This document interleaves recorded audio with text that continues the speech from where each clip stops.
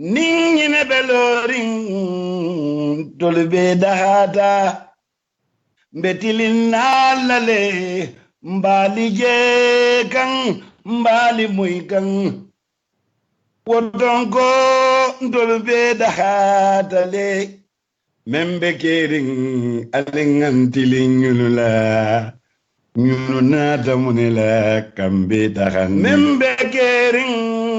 yo gabonyine nyama mbaliko ningine belori galibana doya nyawo bedahata alikuma betilin nalale mbali je kan mbali muy kan wodongo ndolbe dahata le membe kering alengantilin nyulula nyuluna tamunela kambe dahandi yo mbalikoma jalibana doya nyawanya mbaliko membe kering gabonyine nyama ningine beloring tolbe dahata betilin nalale mbali je kan mbali muy kan wodongo ndolbe dahata le membe kering alengantilin nyulula nyuluna tamunela kambe dahan membe kering yo gabonyine nyama mbaliko ningine belori galibana doya nyawo dahata alikuma betilin nalale mbali je kan mbali muy kan wodongo ndolbe dahata le membe kering alengantilin nyulula nyuluna tamunela kambe dahandi yo mbalikoma jalibana doya nyawanya mbaliko membe ilafta taradula da sona yarin balla korda lorin bandin wa fokena kento anda kuwa ye jakali baker wotele jakalo bebanda na nying 5 easy steps ol noma mbatandi lele be fansun taf kodda nyima soto la nyami walanton kene kende ba andito bataku soto la ji follow nkumandi bang nye samba nga nying kene ken songola wala korda lorin bandin wal soto dami ne batawot benna reservation formo dile la pour ya fil ne batawot afonye lafta jola nyami mi yalon ko walba sone yale tefe ne batawot si bang yela watota ka joko yemingo mi sefenye reservation formo bara ilafta la wala nyami na ye nyafa nga tentem bang na sales agreement odala ne batawot dung bank bunda min sone yatema walanto min suti yatela ye deposito jo ne batawot ntol fongol le be dandan ne le taf sunyi makono walanton ila kende ba mi yalon kun tolle ba be fence la nga dakeji na telephone bundal commande ba mimu 776233 walanton 376233 Taf Africa Global na nyantolam kaje ko Gambia dingo ding ye fansun korda soto ala baraka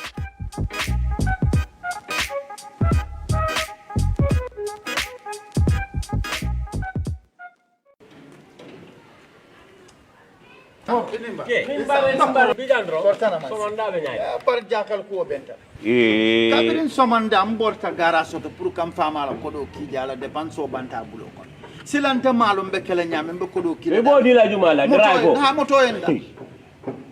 moro ka kodo ki bar bunja ba kundami ha MSJ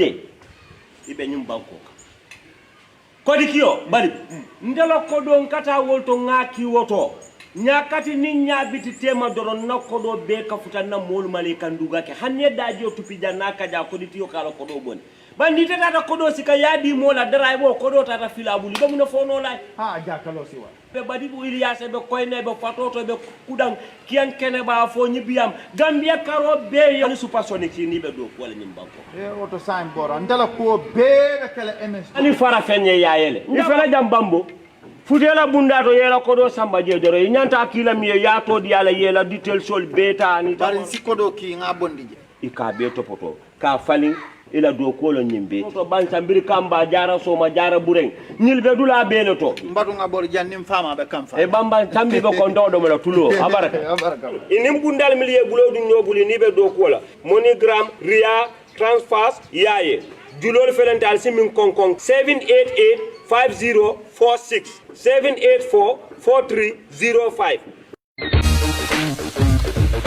Yaya Instant Services, the coolest and most awesome way to send and receive money worldwide. We're simple, swift, and secure. Send money in 3 simple steps. Select country, add receipt details, and remit the amount. Super fast and easy with unbeatable rates. Get funds deposited directly into your bank account in the Gambia with no third parties involved. Our coverage includes UK and Ireland, Europe, and all over Africa. Transfer money with any device and get an instant email or SMS notification. In fact, transfer money and have it received within minutes. Visit us at www.yaye.co.uk and get instant access to latest rates, free calculator, mobile top-up, track your transactions live wherever you may be, and so much more. Contact us today and revolutionize value for monetary transactions. Available now on the Apple App Store and Android Market.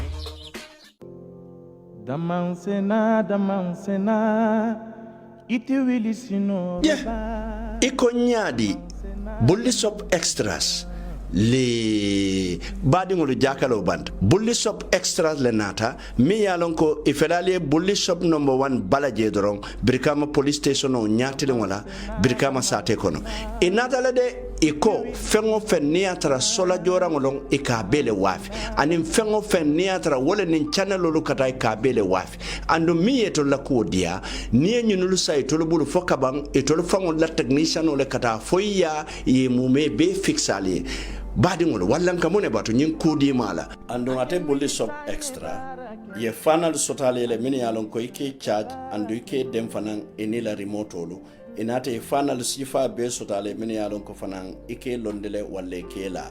e manada wole ko adoptalu anin sola box or mini yalon ko bolsi sabale katela walla bolsi nani ye table stanal sotale le do monde malu anin wara mambalu water dispenser stabilizer bolso mini alon ko ke charge haniya kurango fa ite buka kalamuta moto battery lo mini alon ko original long asifa wasifa anin original solar battery lo anin remote battery lo kada fo la electrical iron pour do ko lalo bade manna da wole ko nyim bohol machine anin nyin television mimbe jamane kuto kono flat screen anin smart tv e kanyimbe sotalele andu yela antenne fanan sotalele anin satellite disco lo nyul bele beya asifa wasifa wala badi ngolo bulli shop extras wolle nata kan dahande na electrical wire kulto na solar anin na channel to wala nil lafta kuma koyo moyla nyimbeto alinge commande telephone to 918 0355 7370931 wala 3902720 bulli shop extra wolle nata ka extra lafan na kuwol kan wala jarama buj Damansena, kungo damanna.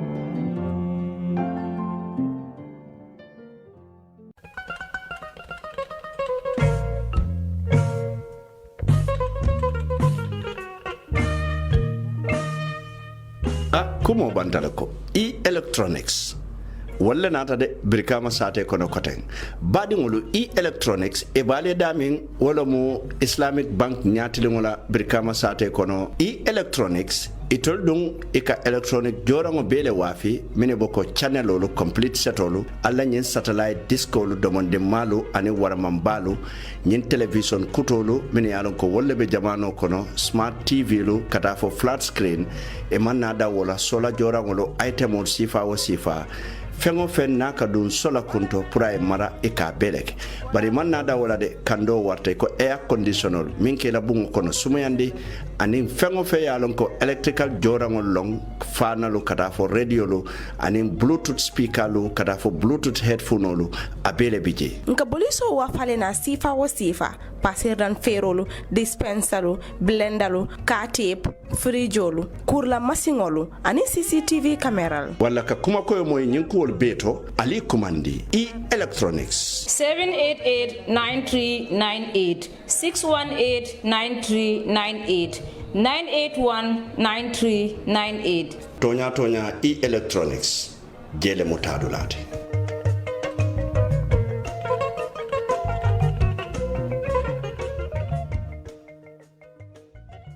Je voudrais du soleil vert.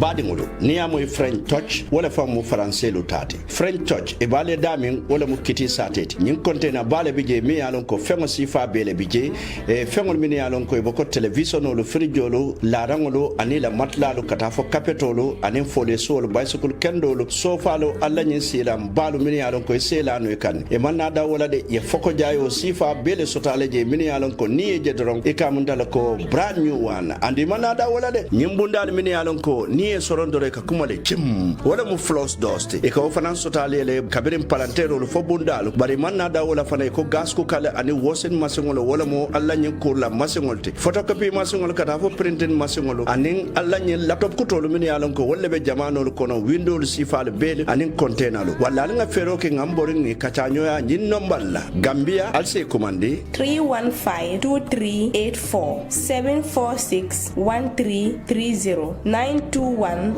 921-2207 baratol min yalon kalbe tubabu do ali commande plus 33-659-433820 plus 33-669-352670 wala French touch e manna da wala e ka fengol fanan sambale nanne kabonan France kana Gambia banko kan ali fensi fa o sifa soto fengol min boko bukono fengol lombang fo workshop o lombang asa be dile ya sambale nan Gambia andu mi yela ko dia ni afutandi Gambia wato minne e ka sambale foita mari fangola bundato ande manna da wala de e ka motol fanan soto le motol min yalon ko moto kendo le ka minulu wafi min boko Mercedes Benz lu Toyota lu Volkswagen lu Ford Skoda ani nyim moto kota ngol min yalon ko wolle be jamano kan wala badi ngolu French touch wala nata kan dahandi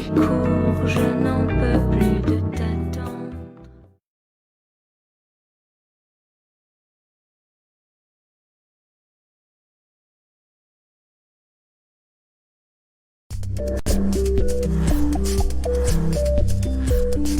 ilafta taradula da sona yarin balla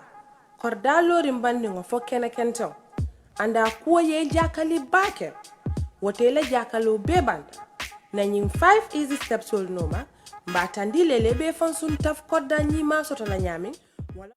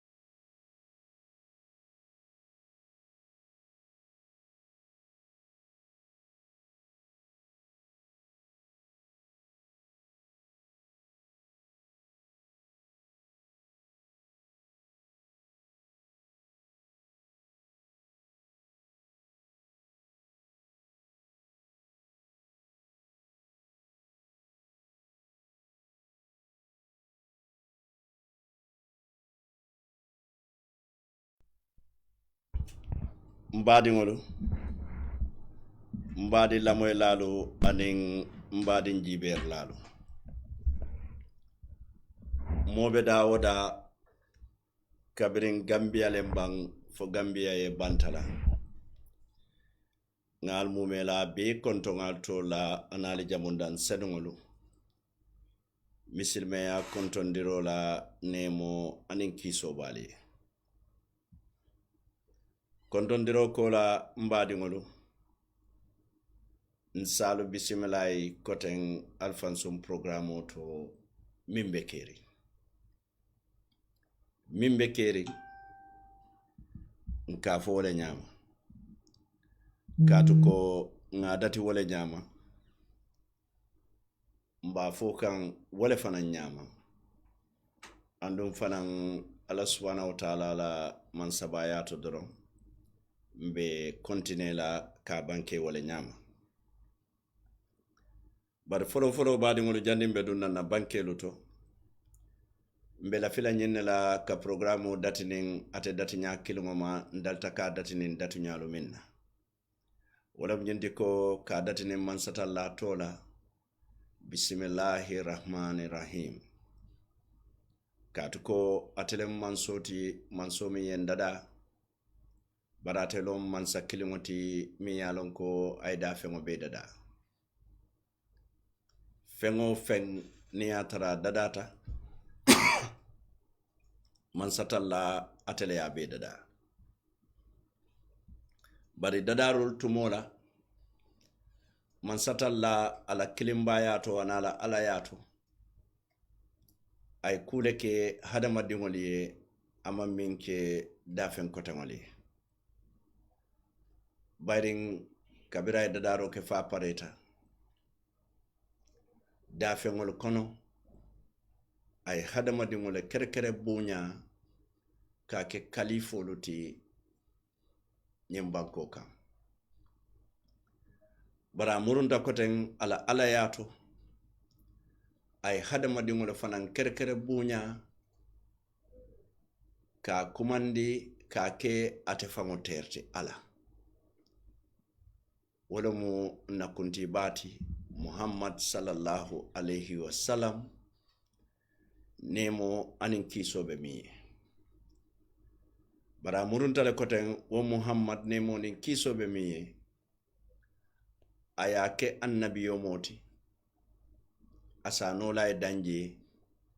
bara maŋ naa danje a murunta a ye a ke kiilaariya mooti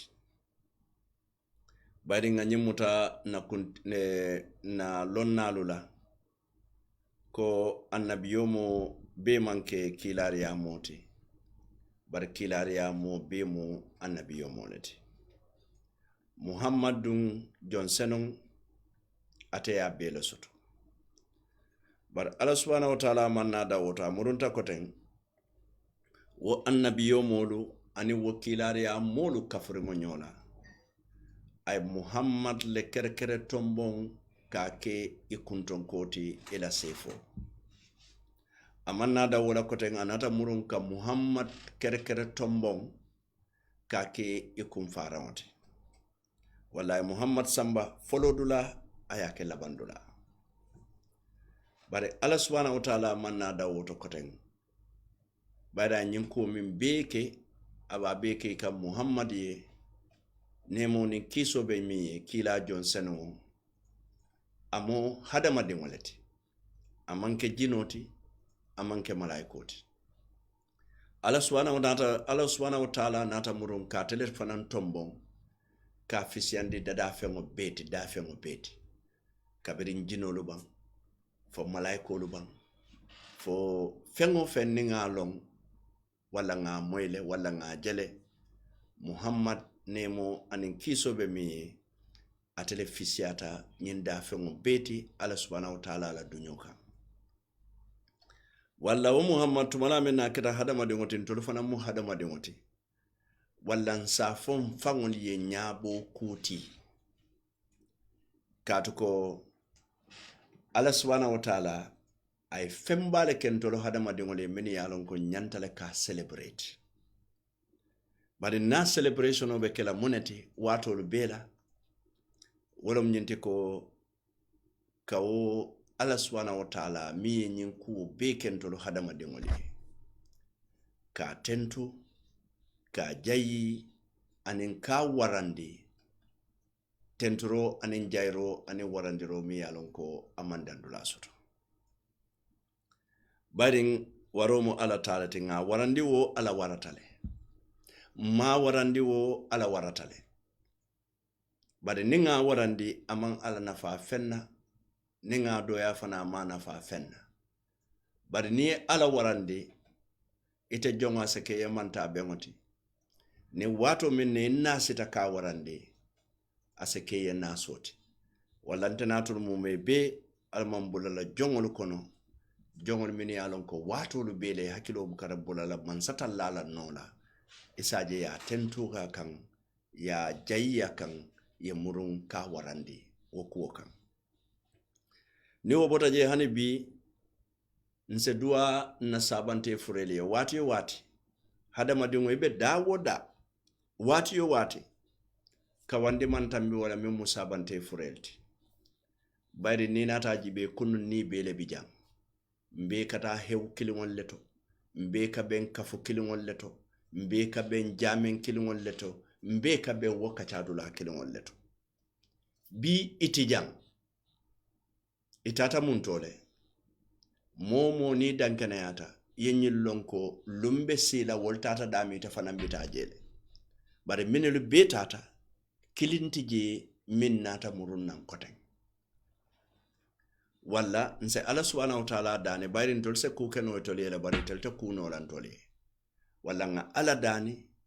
fo ase la jangol sonea ka folo nakunti ba fangoma Muhammad sallallahu alaihi wasallam ana la dimba yalo ana la saibolo ani misilme sabante fure to malu be ala mare ala subhanahu wa ta'ala e nemo ani kiso ke dundi jannatul firdaus ntol minen fana yalon ko mbe duniya jang akoy tan bela la konte jala jang akoy tan bela la ko lola be mu lalalati andun saya tiketo dum mbele ngo soto nga soto wati jumale free ticket lungo minna wuluta ni wuluta doron automatically ika saya la tiketo soto wolunne ni ma wulu buka fa fengo fen wuluta abebe fala le kabiri yiro lombang fo da fengo lombang fo hadama de ngol lombang bari ala subhanahu wa ta'ala ko ngadani ni ngadani aba kalanyale wala mbenga mbulo dai wato bela ko manso dani fo nyim fengo mi yalon ko mbokaji nyim fengo mi yalon ko kumpa fengo don nyim fengo mi yalon ko asilanya warta wala munti saya fo nabina wato binna asentara kuke sila kendo kan akanan tara molu kono mini yalon ko i corruptade isaje ko nse sila fandor soto ni min yalon ko ni wolle bita yomal kiyama ala o mare ala o kento do badu dal be bade woni o bota jembe mulu nako den ka o man so dani kum fa yakuno bi fanan na nyawala mbadan la fasen tankaje nengola masibola bayde nengo ala masibo wata nyin korol min beje duniya kono abetata nata nengo la do kolon anim buluma kalam wala ala man tankala nengo la masibo bade kayra fanante duniya min manke nengo la do koti de bayde alinga meeting nga kayro meeting bulul buka diamu nengo leka diamu wala nengo kayra ma nengo sukuruma ala o mari ala subhanahu wa ta'ala ye manta be wala bi na nyinya wala altu mbe kando nyenda man satallabul kum fayakuno aka fole doron ke ayke anda tolo man soti man somi yalon ko ayen tolu dada amurunta e kando fanan dada nka dani pura en bulandi wasilo min kam masratal mustaqim ala subhanahu wa ta'ala atele wasilo tilinde atele wasilo dada min diyata ya ka wala ke wasilo kan wallante natul mume be ala o mari ala subhanahu wa ta'ala ayam bulala jongol kono abe minulu tombon na pour que londi wo silo kan silo min betilinde man satallade na la jongo min kanda ke tilinde setano marufo min keta iblisati abuke filinde no iblisa don nata kota jongo min filinde la badi ngodo ite mari se dankana ya nyinna ko jino setano hadama dingo setano wodbemu iblisa la talibo dati kilinte wor kono mini set filindino ni wor kortela dunia la nyim palaso be nyon fala la iko purale be nyon fala wandi nganyaato dunia la nyin nafulo imamu ya katala kana be nyon fala la dunia la nyin tobo abuke filindino andun ni nyene fanan kortela sulu saji malu sayolu kalabantelu sambaboyolu nafikolu hasidolu fasikolu kilinta nyinelu kono mini yalon ko ise filindino wala wakamala ntulube kabirin jiber lalom ban fo lamoy lalu ani mini bina jibela ani mini bina lamoy la sinin somo mbengan mbulo day man satallay koten atele ko ninga dani aben solale andun toludun na korsirol to anin na dankene yalu to alungo nene man soto awato nene man soto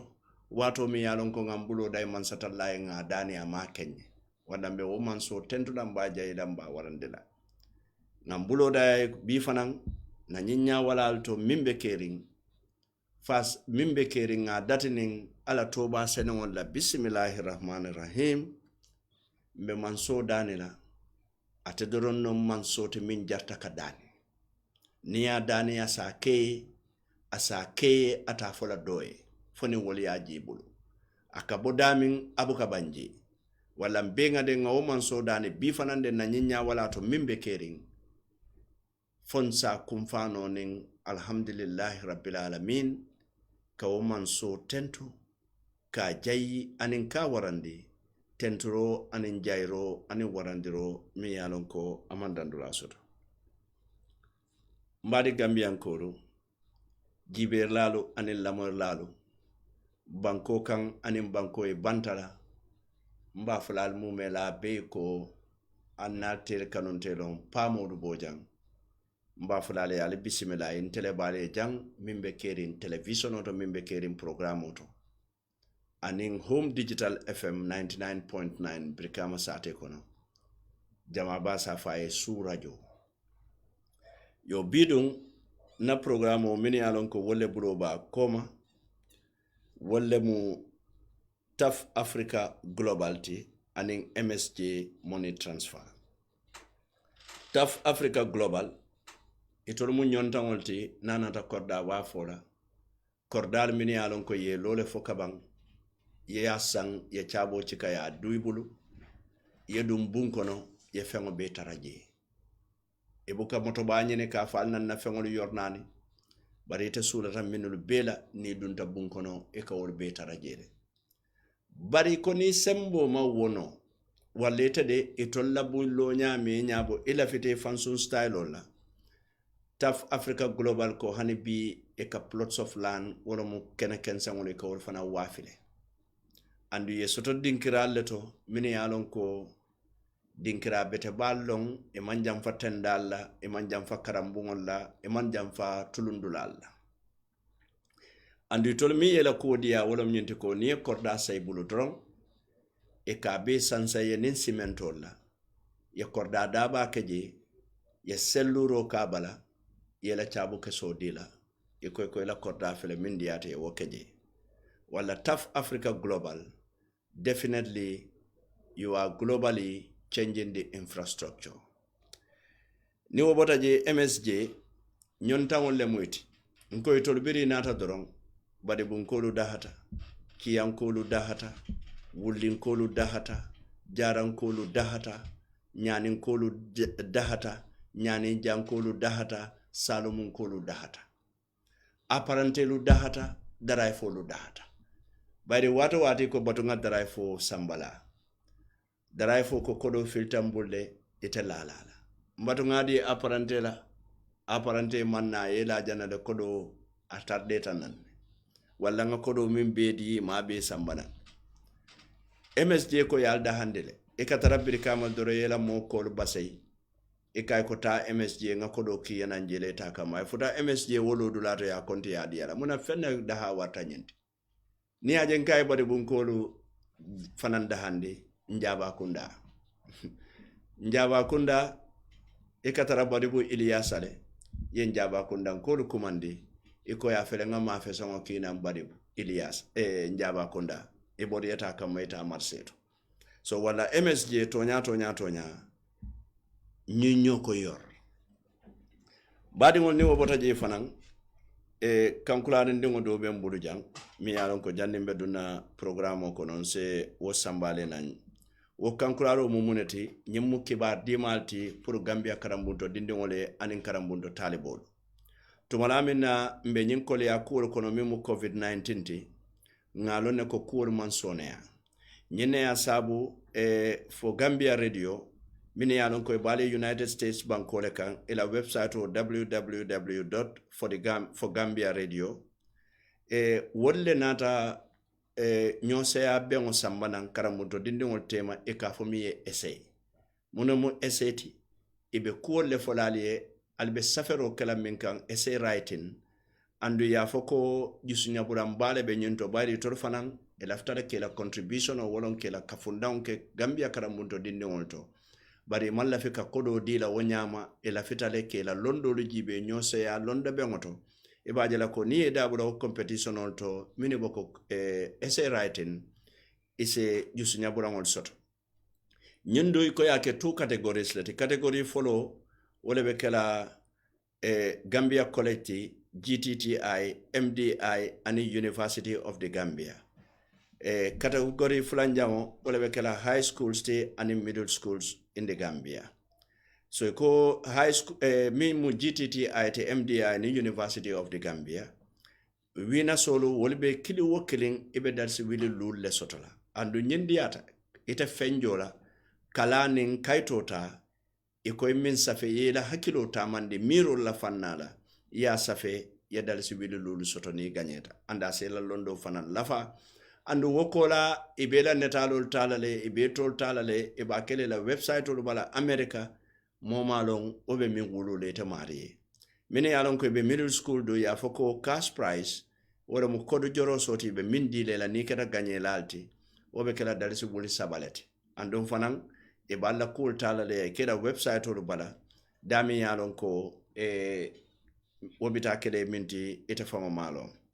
e ko ni essay writing dum e ba falale ko misale fe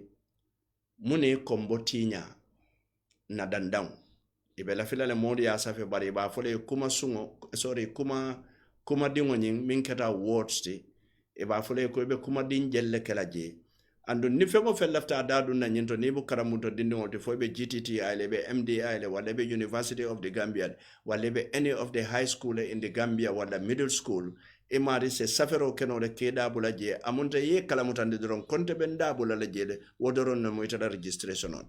and this akino ila American number to registration o keto fo e katandira ko ite lafte dabula la essay writing to le niatre saferono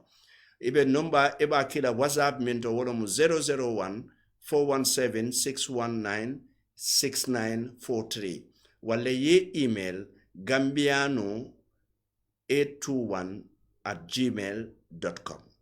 eko nyi essay writing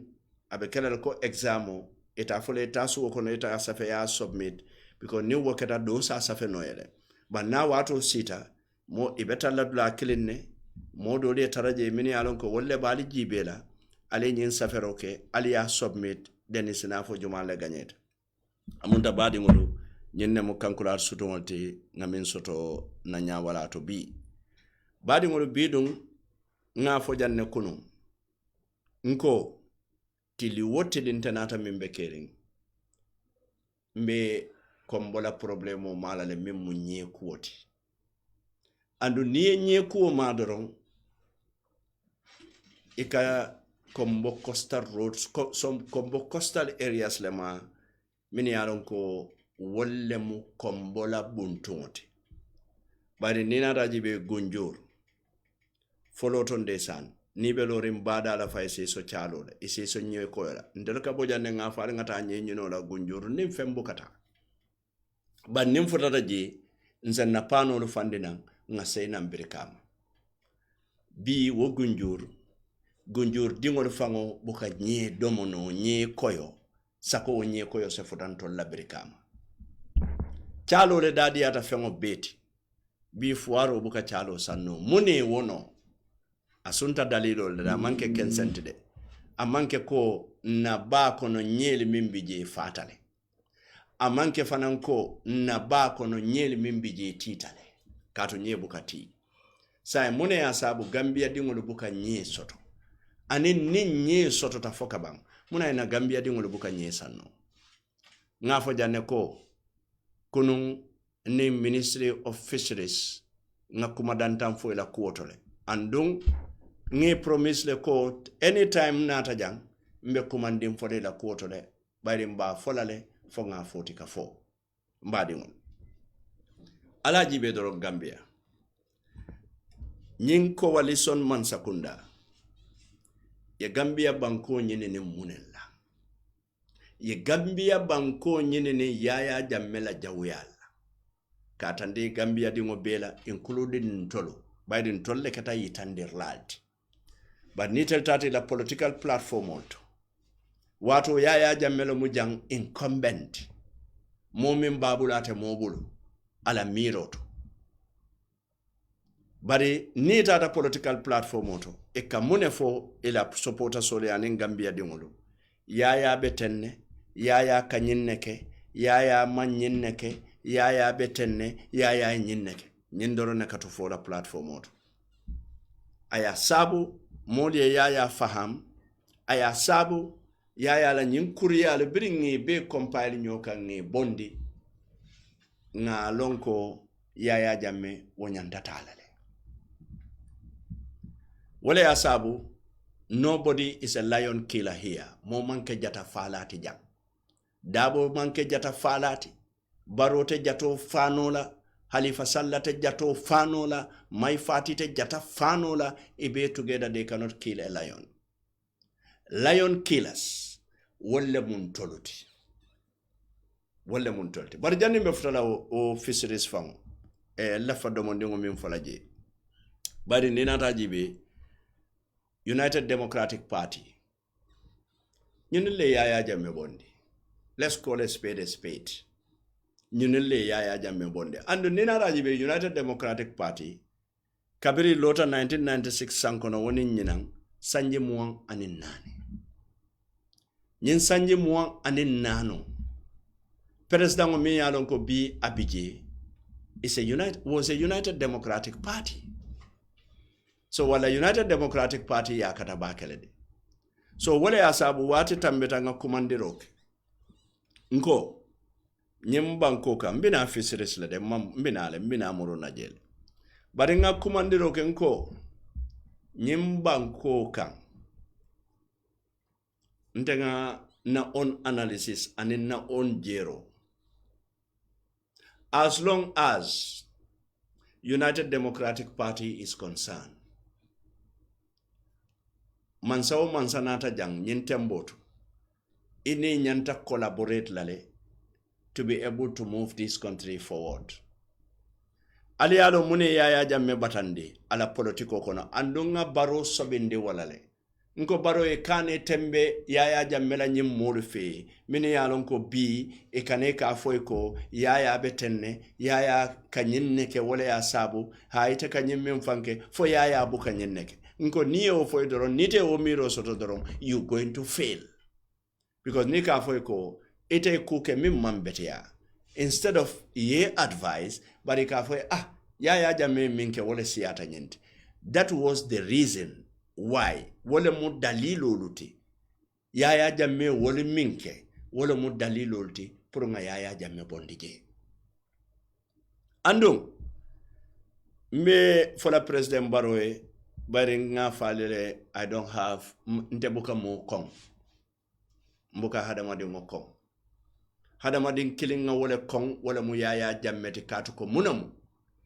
ay momin doron fanyim banko ka siata hani bi abe balande wo Yaya Jammeh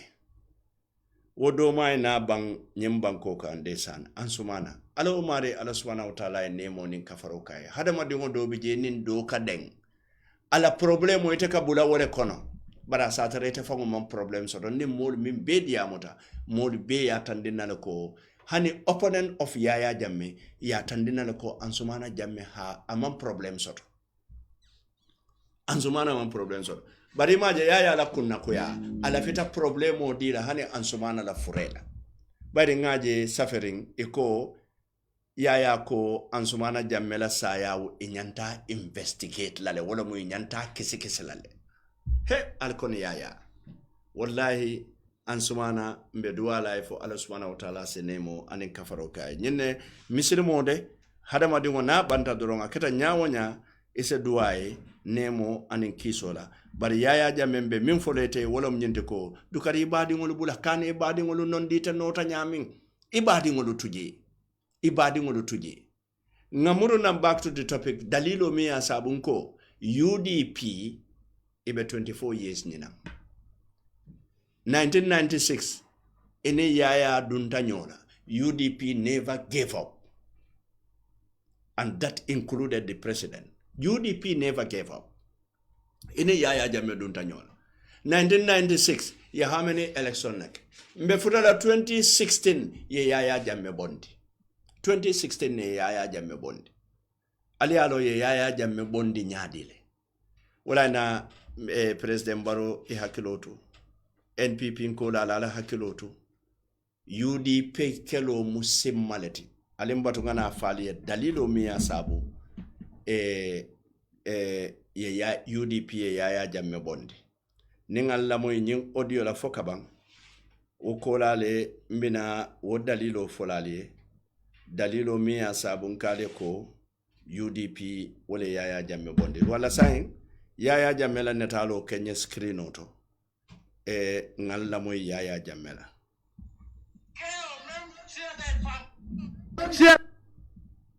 keo mem siata e famati ka fa ñing kendingo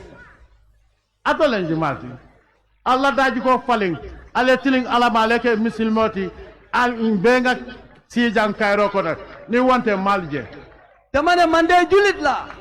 dina jégale te dina emale ñep te duma hayajatle ben head waaye dama ne amulen ben dalila pour di wone ne yen réew mi fi yen yena ko mom fii du réew yi soose dama ne yen soose yéen a ngi jógee ko manding te su fekkee na loolu la man tamit am naa kattan boo xam ne mun naa leen jëflante naa leen ko I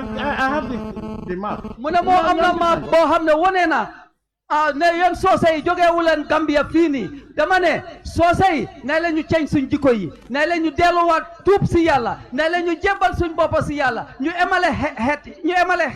emale ñëpp ma ne ban dalila tax soo seetee jigéen joo xam ne moo mag sa yaay doo am benn tur loo ko ooyee lu dul jigéen wu ndaw bii nga seet kilifa boo xam ne moo mag sa baay amuloo benn tur boo ko ooyee lu dul paa bu ndaw bii lan ban dalila ngeen am dama ne em leen benn place ngeen tey ngeen dal ñu mun a dundin bu rafet si yàlla bugut xebaate ala man la fi jutu ne yaa kuwo la julit du xeb kenn misil moo ma ñan na jutu la moo la sen laaka bi da nga ko war a ceeñ joola ndingo surwa ndingo ñimpa ndingo meri ndingo loolu yabaate boo xam ne yàlla bugu ko nko alla kango al ñanta yela mandila la ay buña soto do manding ka fo ko ñimman surwa ndingo joola ndingo fulan ndingo manjaki ndingo wo man na fa soto ñin keba ringo ñim musu keba ringo wo man na fa soto al nanna man kango ñi yela mandi na samba buña ay kono da nga fo ne yàlla xam na lu moo def de Allahu taala ya ke ku wolon ne de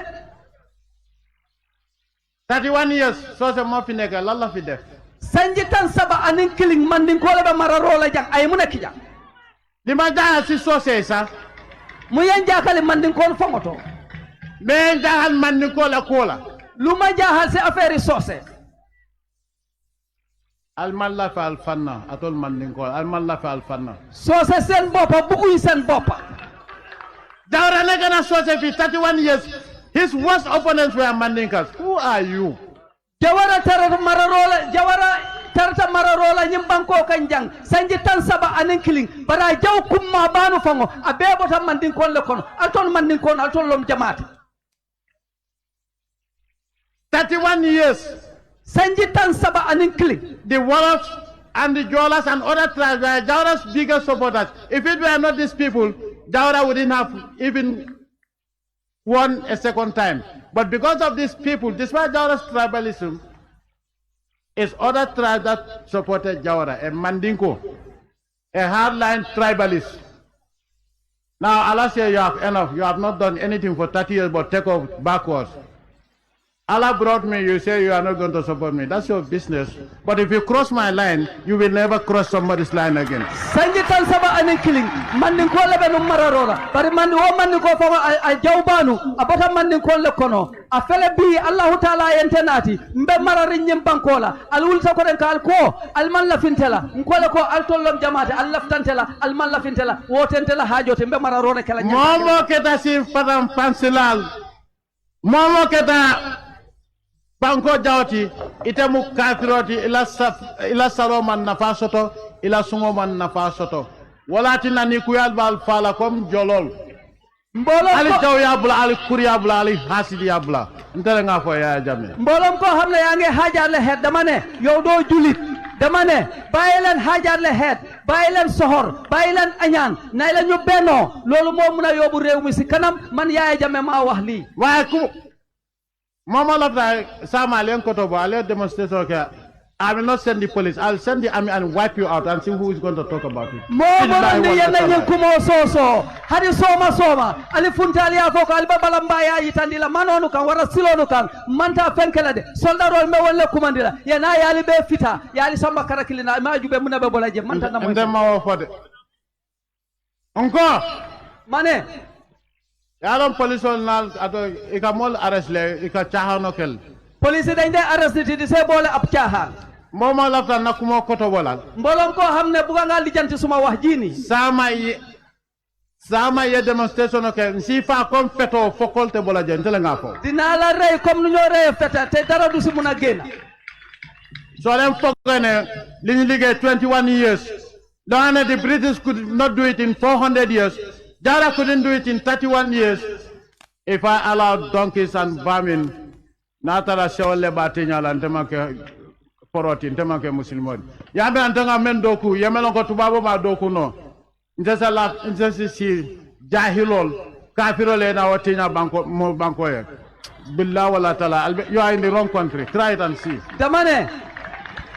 ñenenti téméri at lo xamne tubaab yi mënuñ ko fee def ñetta fukki at ak benn loo xam ne jawara mënu koo fee def man ma ñëw fii si ñaar fukki at ak benn jëm kanam ak yokkute bu nga xam ne def naa ko fii ngeen foog ne man dinaa toog di say jëma nasaxal ba nga xam ne nit dina ñëw yaaxa loolu dama ne man duma musa nangu ngeen yokkute bu nga xam ne def nañ ko fii pour nit yaaxa ko andi nakkumo akuyata meme si ñaanew te kaddu bu ma wax nii mbooloom koo xam ne naxari na la na nga mar sa bët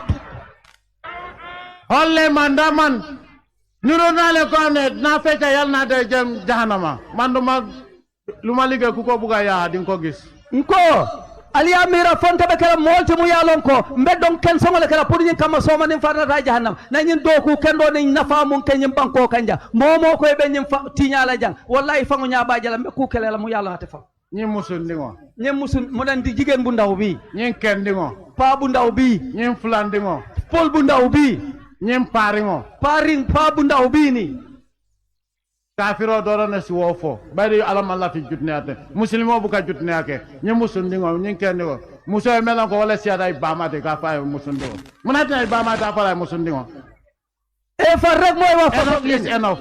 this nonsense must stop. You are in the wrong country. Let me make that very clear to you. E farre moy am diko bobu di hebate sa moromi yaay soko gisee ne ko jigen bu ndaw bi sa moromi bay soko gisee ne pa bu ndaw bi ni dama ne lolu du jiko julit mbolam ko xamne tamit yaangi hebate lolu jiko efar la te efar dafa melni mom ku reer la dama le na wonne la lolu fum nekk ni lu nekk dafa awara am fum okay badi ngolu at se hako boyndinya dalilo miya sabu nganying audio sambanam bi wala mo kamodo hakilo bulandi kule tambita non tambita kule la miyen sijang wala na iko ni takita yirikunto le sano tombo kana iboy dulade kana je jayide ise yirikunto jayi ya tentu katu koy takita wala inata boy nko UDP wole Yaya Jammeh bondi nyimbanko kan andun ko baroy koy hakilo to ini NPP the way alka UDP takul nyame that needs toro check up mbe baro sobinde kan NPP mbe sobinde kan ne UDP mune asabu nganyimfu ye UDP je la politique nya garawtale e la politique nya agarawta bake nyenne ya sabu because of eka politique nyamin ke Yaya Jammeh kan wole Yaya Jammeh kamfa labangola mbenga kalamuta janne 2014 wato mi yalon kay Momodou Sabally ki pour kana ka fo UDP bu mandinka party leti badite wok la jang adunta janne abota jang ko they are tribalist mbe woto a UDP la entire executive for Bemuta aye be mabo wonene man soto in the history of Gambian politics waya ba man dam party leader la. But the entire executive ye be muta ye be mabo and still that party is ongoing. Wala wo party nyanta wo party sita puru moya hakilo tuwoto. Nimbe bi min kono ngandi amunyalo wo party la fanala de. Andumbe wo party fanan nga lonne ko haninata revenge wote kala wala mu julu joti ni wokabe kala mbe lola le kote ni tol fana e dunyola. Wale asabu ni nata jibe President Barrow e mune fojang polisolu alifana e wala da soto jan. Bari akanyimim befo UDP la molbe kasokon. Mol ka finde kata demonstration la nyiye yaya jamme dimi musol nin kel katara lorim banjul sate kono min nene man soto sanji muwan nin kelin e katara lorim banjul sate kono e ka yaya jamme neng e ka yaya jamme wulu nya faye e ka muri ka denkilolu la hani atara yaya kabe sojaro le kila ite fa wala UDP le yaya jamme bondi de alinga tonya fo tonya nkanya nda kuotole tek bara tekite ko wote je tekte ko wala na hani dalu ngo fango ala lembe dada bara man kanyande de ay mindin turo hadama dingol ama wodi da fen dolu la de so wallan sen hakilotu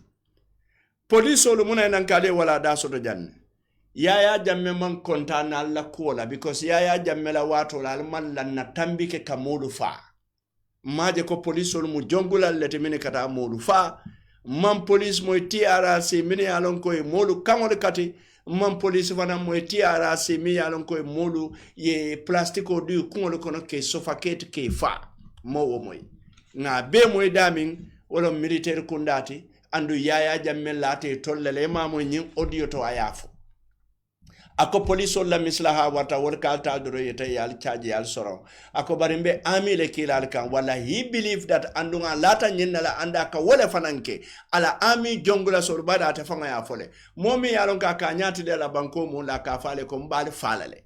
wallahi mon min be fata amiyore mon min be fa ala marokono jongula soliye mon min be fa ala marokono including Baba Job kata o mo kotangolu Usman Korosi senyolu kata mo kotangolu solo sandenyolu solo kurumanyolu wallahi yaya jammele be fa bada te fangole ya fonya ko abe fala ko feto badi ngolu nyimulun ko lennati so wala ya sabu ni na rajibe kabiri UDP ni Barrow fallout UDP be similar politics play kan imaje Barrow fana muruntanan yaya jamme ko atete nyin development o mi yalon ko ay Gambia yuruwande nyaadile ay nawo bula duwolu bulu anin mo kotangol ako duwolu nin falo nin kafirolu wole nawo ko beti nyakate to sonna wala President Barrow ko atete jato fala ay namuru nga ya di duwolu la mbije nga fulolu moy ila kafo ifintita na ko President Barrow le kumandi ndema fo de fulolu le ya fo andi ya fo janne mimbe keri iko ila kafo do bije fo atul fo nyaadi futalemba fulbelomba iko President Barrow le kumandi ako ala fitala ni do kuoke bari mandin kolle yake mansati o mandin kol fele ko diala walla nyinulu UDP la politique nyamu munati wala ka tandi to kamera fo Gambia mandinko bebe UDP le hani Gambia mandinko dole bije ni UDP fo wol nyala wol be fono la we believe that ko sidia jata mu mandinko leti bara mantara UDP andu wata UDP kutu nga lonne ko mandinka jamale bije mini yalon ko opposition long mini yalon ko politician long mini yalon ko mantara UDP katu momo ka UDP ma bi afemba be mumuneta be mandinkote that shows you ko mandinko mala wala nyinul min yalon ko ka UDP ma buka UDP ma nyina ko mandinka party long bari ka UDP ma nyina andu nata jele ni nata jibe nyinkol min be ka fo ngafo janna met badingol nko ntol mandinko famole yaya jamme nya dundinna nga nya dundinna nya dile nene hakilo ba kan fode makalo ani Mr. Bajo mitingo dole bije e ka fo mandinko fambota jorale bala fo ma wolaf atara political mitingo mune ka siku si woto political meeting ala fo mo yembe nyinna dadala mbe Gambia kelaten mbe kelaten bari mandinko bota nyinne bala ha ni na rajibe jabi bota ku jabi le bala won ku sifalu nga wolle moy wole ya sabu Yaya Jammeh nyaadun tan andum president Barrow na broda le moyti mol kana ni ko yandi I love you so much. I want your success. Ni lafta succeed la inya kas UDP la you focused ila do ko mini yalon ko bine noma ngaje janne de Maymuna Sise Dabo nyol kana platform olto e ka foy kanyen nendirol min be moy sido buka ke naman ke mandin koti ye Yaya Jammeh ke wala nyama wala na Yaya Jammeh lunkili nga wulta nyamata ay mandin ko be den ngo wala mun audio ti ne atara nga lakanne mala kan nyimmu fennata ka bona Yaya fango dakala bale kono wala na nga play so wale hakilo to nyim moluto mini yalon ko si kumbalu long e mantara fenyine kan e la depensolu e la baluñalu e la susuolu e la businessolu e la tekolu e ka nyindoro na nyini bala ni nate ko jan dung e koy mandin ko le kanendiroke a foy ko alsi ko bondim bala ndate woto I'm here to unite this country not to divide it e kana song ye nakibala mo kana nakibala aka foy teninte Barrow my brother nyinne Yaya Jammeh bondi UDP kelo sa doman ni imaje ye distract mbe nyintembo min to do ku mantara kering abetata nata ibe wulla UDP betenne nyinne Yaya Jammeh tardende nyimbankoka so ikana songala saimbe minkela ngamuru nankote mbadi mon ngale ko fisheries James Gomez ibi jele bang foytiji James Gomez ngoy resign muna ne Mansour resign na samba ba fala nyamba wulenke de resign yalo mamburi njay wala biring KKB Barrow kay ko nyanda resign la ko mba wulenke manda resign na yala ba nyunulu resign o kamunde fele ko kube jaro kube jaro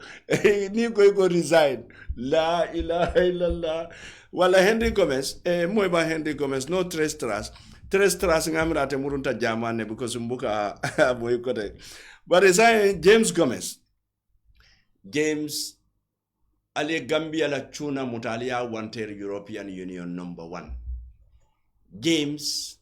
ale gunjur bachika alia wanted China number 2 James ale mandina ring nyintembo to mandina ring tata jele because Chinese sol ka CCC fa min fintendi la wodin kiraluto iko ya sabu bi sate karakilungo be dolbe TB sotokan dolbe cancer sotokan and we are urging the government of President Adama Barrow Mbalu Danila the government of President Adama Barrow al investigation o kenyin kuola al ta mandina ring al investigation okay pollution o membiji ake affect nyadile al bojalta gunjur al investigation o kake andake independent investigation James Gomez nala mori meta nyin Chinese or fasalad ngamera birin Chinese or kamuri ka no bondi bakono ka sendi bakono ko den gunjur ndingol wultare including Ahmad Scarter Jane and others yo kuota bare mansakunda mune fonye iko itoltata Senegal le Institute for Pasteur Institute wala samananjang wala research wal ko no min kata ba ko no manke toxicity wo manke posinti wota nyel fal ngo ba manke no faydulati ina ne aje kata ka no fay fanga sokono hani ko nana mo woji wala nim mo le boda nan Senegal wala foy boda nan Ivory Coast wala foy boda nan Muntole dawoda Ntolenga millo wolon Naba shouldn't be a dumping place. Naba shouldn't be a dumping place. And the muna natak. Naba now is a liquid desert. Billahi wallahi, Kombo needs a divine intervention. Ma for government intervention de. Nsulata ala fangola intervention ota ala subhanahu wa ta'ala kombon kolu bondi nyenulubulu. Kombon kolu mbondi nyenulubulu. Ala mbedanela. We need a divine intervention. Katukon diamutale. Gunjurun kol nata janne diamuta foy batata. ntolu tata gunjur le nge diamundi nata janga bondi fom batata mbota woto sanyan kol nata janne diamuta foy batata ndata sanyan wor fanan diamuta foy batata mandinarin the same na gunjurun kol mimbe outside Ahmed Manjan nala modu sinyaje le ninga programo soto jam bar hani bi James Gomez kallo Gambia be nyatili wala député bungoto ka tandila ko atemalon damage atemalon tinyaro min keta bakono nimbi ye tinyari je ya faye bar gunjurun kol tili wotili ba foka ele James are you listening to them sanyan kol tili wotili ba folere are you listening to them walla nyem man sakunda mantarali funding ke ndele ngaf bari nyem man sakunda carte nyene mone la bakwe sako Aissatou Touré la campagne be kata bakwe handelle musolti ndelle ka wulu ni nata mbadindi ngolu mbe fero be kelale nga fenko nyini ye ha my auntie my auntie alama ala endema rabil zindi helman alama ala endema kila horomodo ye nyim bakwe kuweleta ya nyini ikoyi campagne ke nyinala kata musolo ya bayrin Aissatou Touré atabe jikiren juma la ko musolo ako is the most qualified candidate in the country yara fang she was the least qualified candidate alajibe what is happening today funding kele mini alon ko iko wol kata bakwela wol yeta bakwe wala fisiata Aissatou Touré doctor ike bula boto duno le ke jo dalasi woro la boto duno dalasi woro funding kelu. How are they going to make their future out of that boto duno? Kafo ko Gambia funding kele baranta do ko wala bari ye campaign ke ni wala tola ali ye campaign ke ni tola kafo dinni won fele bita bakwela abe mu do kunta yadi biringal tolu nata nyinan sanje nane ali ye mun do kule di funding kele nada ado ko le ndewo match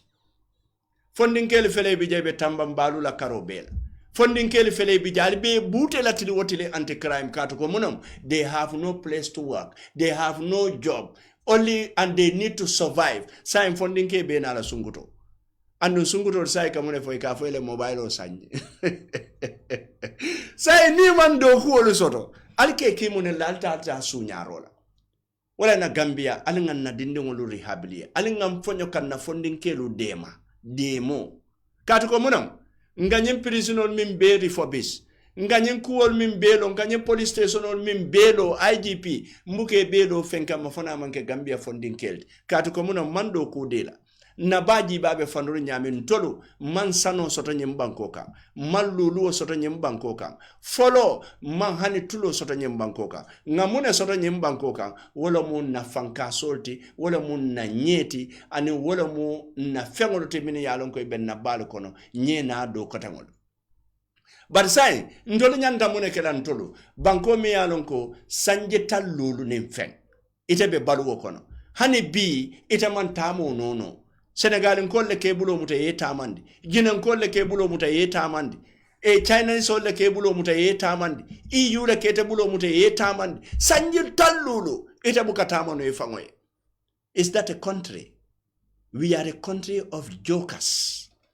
Nyantale ka mira, nyantale ka reflect. What can we do?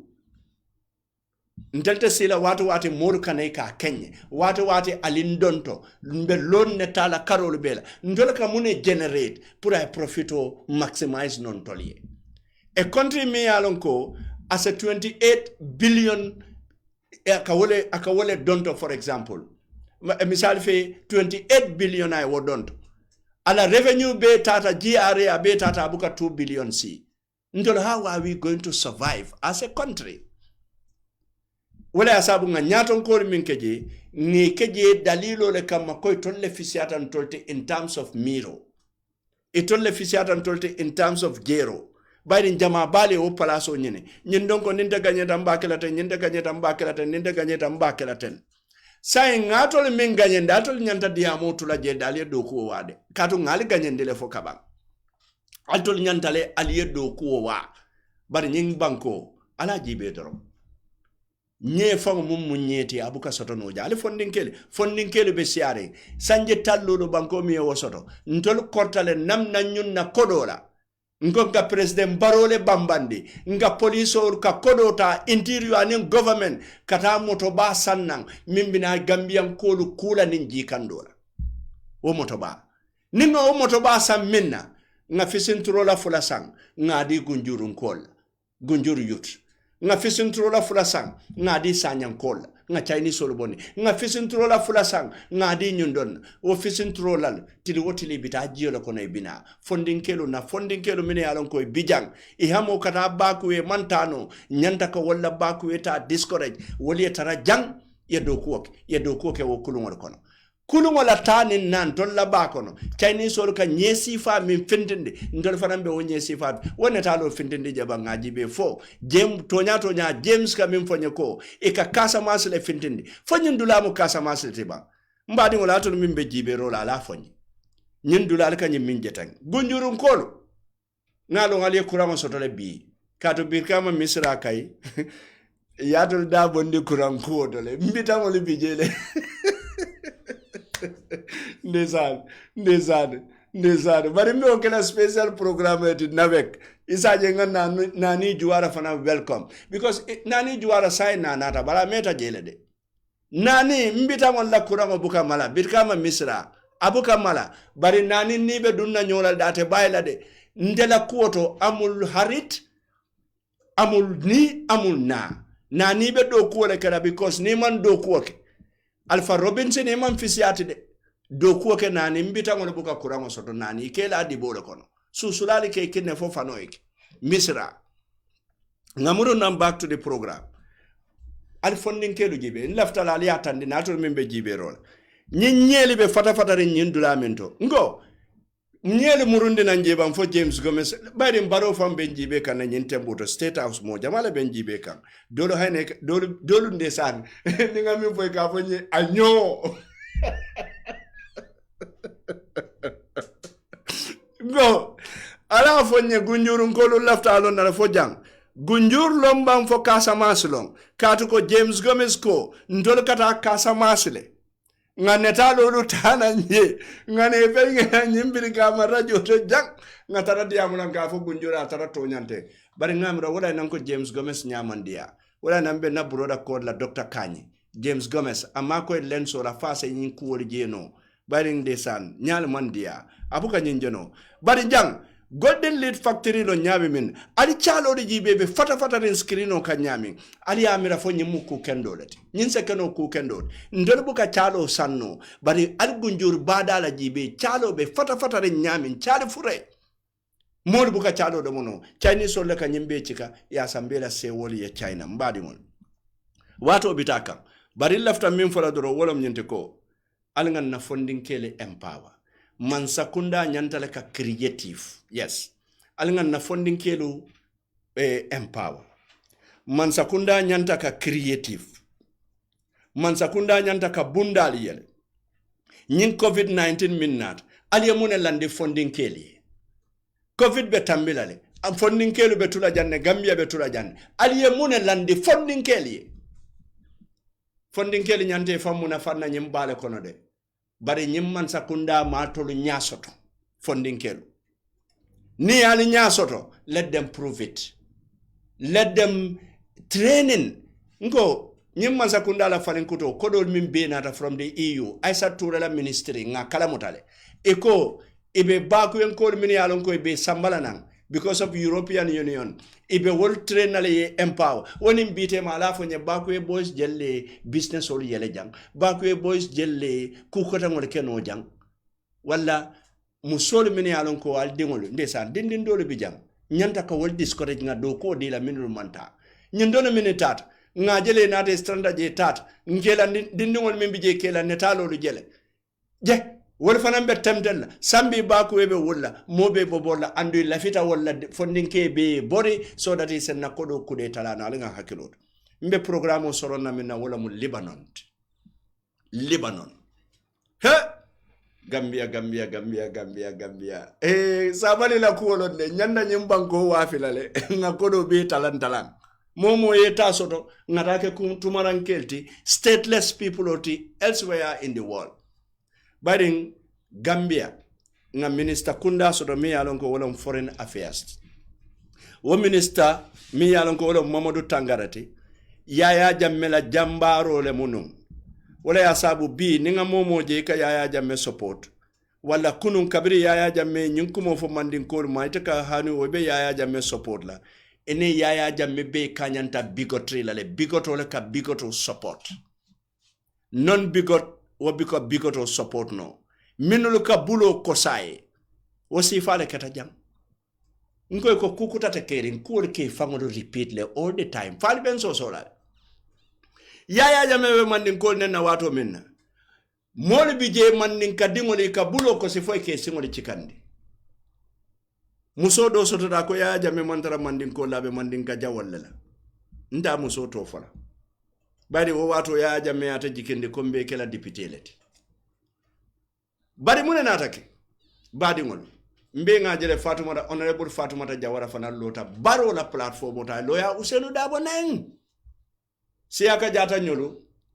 badi yati nyata siaka koy bati ya ko si Yaya Jammeh la julo ko ya celebrate so wala badi ngol politiko manna nyo subu domola na dindi ngol fele stranta sunkuto ndingol wolle tuta Lebanon mandia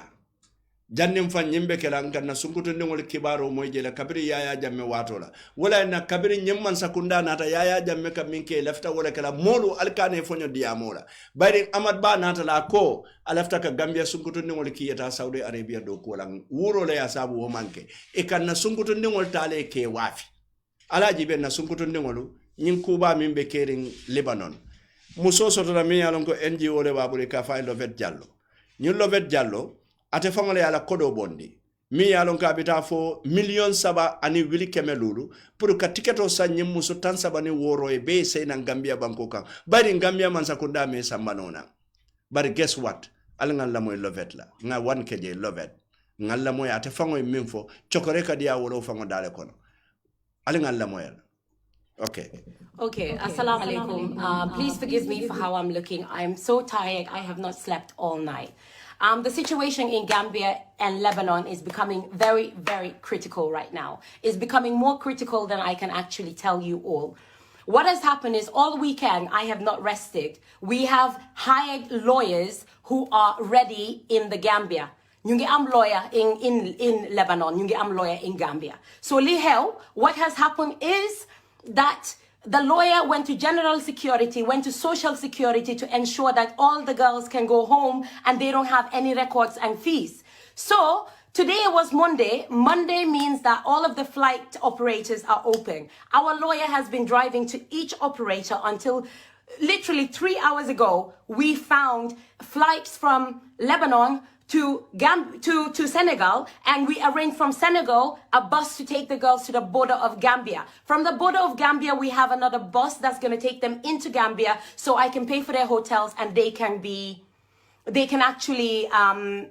be quarantined for 14 days. Everything was set.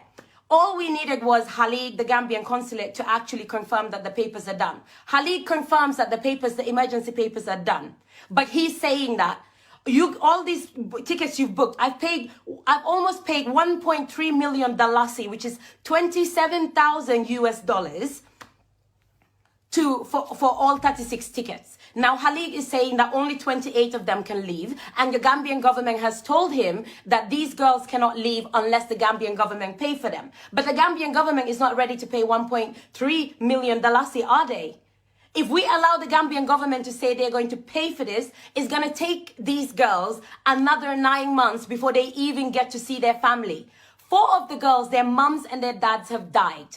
of heartache, of not seeing them. Some of these girls have not seen their parents for 9 years. Many of these girls have been beaten and abused. And now that somebody like myself with my NGO is standing saying, I'm ready to pay for these $27,000 US, the Gambian government, aka Sekou Ceesay, aka Tangara, aka Barrow, is saying that they are going to pay for these girls. But nobody except myself is ready with a bank card. It's sitting right here. My bank card is ready to pay for the tickets. We have reserved it, and if I don't pay for it by tomorrow, 9 a.m., the tickets will be gone. This is the only flight that all 36 girls and children can be in to travel together to Gambia, because I don't want to pay for 15 and then there's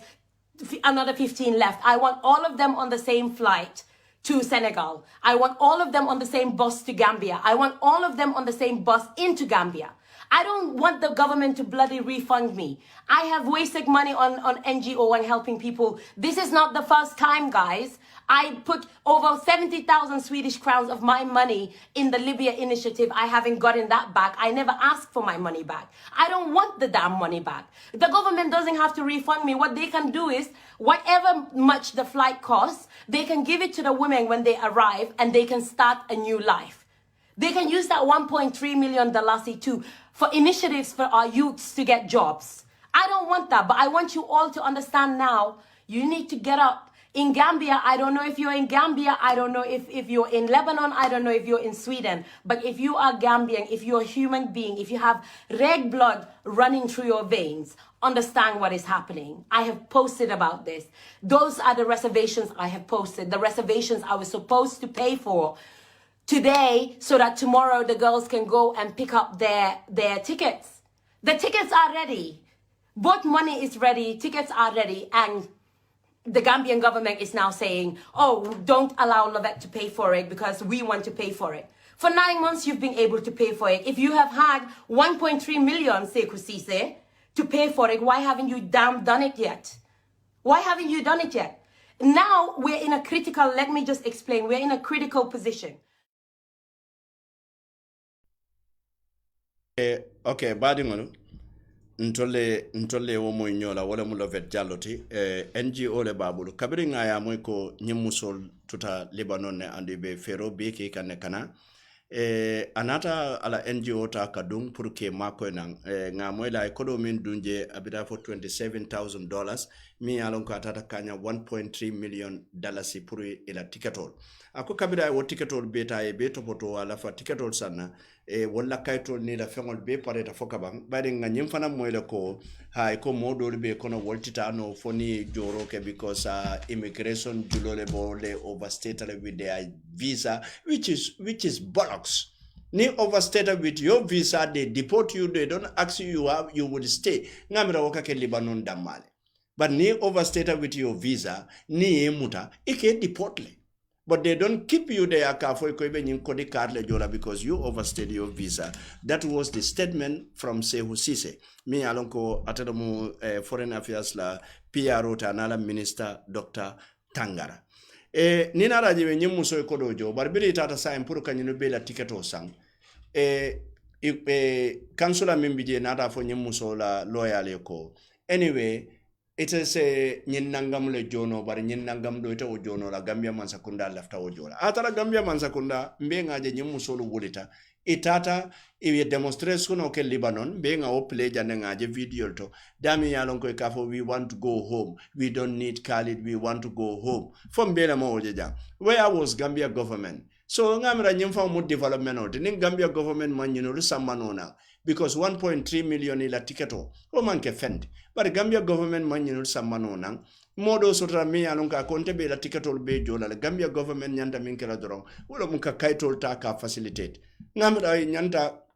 Gambia government nyanda nyinkela nyin sifalle nyanda kala ambassador at large jannibe psychophano tala ibe kala ambassador at large mini alonko ibuka alon fam mimuila do court they only doing their business but they don't do any other business mi alonko anyim banko na fale we give them that status nyim musundi ngo Lovett Jallow without politics nyinne nyanta kala ambassador at large imajala effort ye min fenke ka Gambia dingolu ke tanka Lebanon sate kono yo tumalami na nyim video bonde yalo wala nan kale ko Gambia mol min yalon ko ikafon na diamo siata diamo nene man siya diamo wale fisa keloti diamo wale fisa keloti nga diamo wale fisiata nga kurpenyoke wala nga diamu ya jale nyimu sunni kabira diamuta ali alo mune kata bi wo video samanya ba mune kata bi Lebanon. Today we got some amazing news. We woke up to amazing news from my lawyers in Lebanon. It looks like the Gambian government wants to cooperate with my NGO now. So what has happened today is 26 of the girls have received their travel documents. 26 of the girls have got their travel documents. Mashallah, mashallah, mashallah. We have 26 out of the 36 girls that have received their papers. They're allowed to land in the car and go on to Gambia. They are also allowing them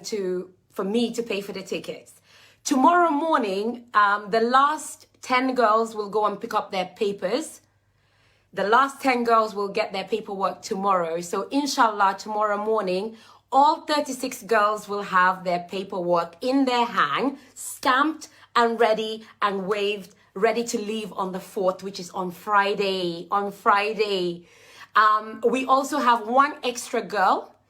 All the girls, Susanna, all 37 girls, that's what I want to say. In the beginning of this project, I only had 36 women and children being repatriated to Gambia. Last night, I received a messenger from a family in Gambia telling me that their daughter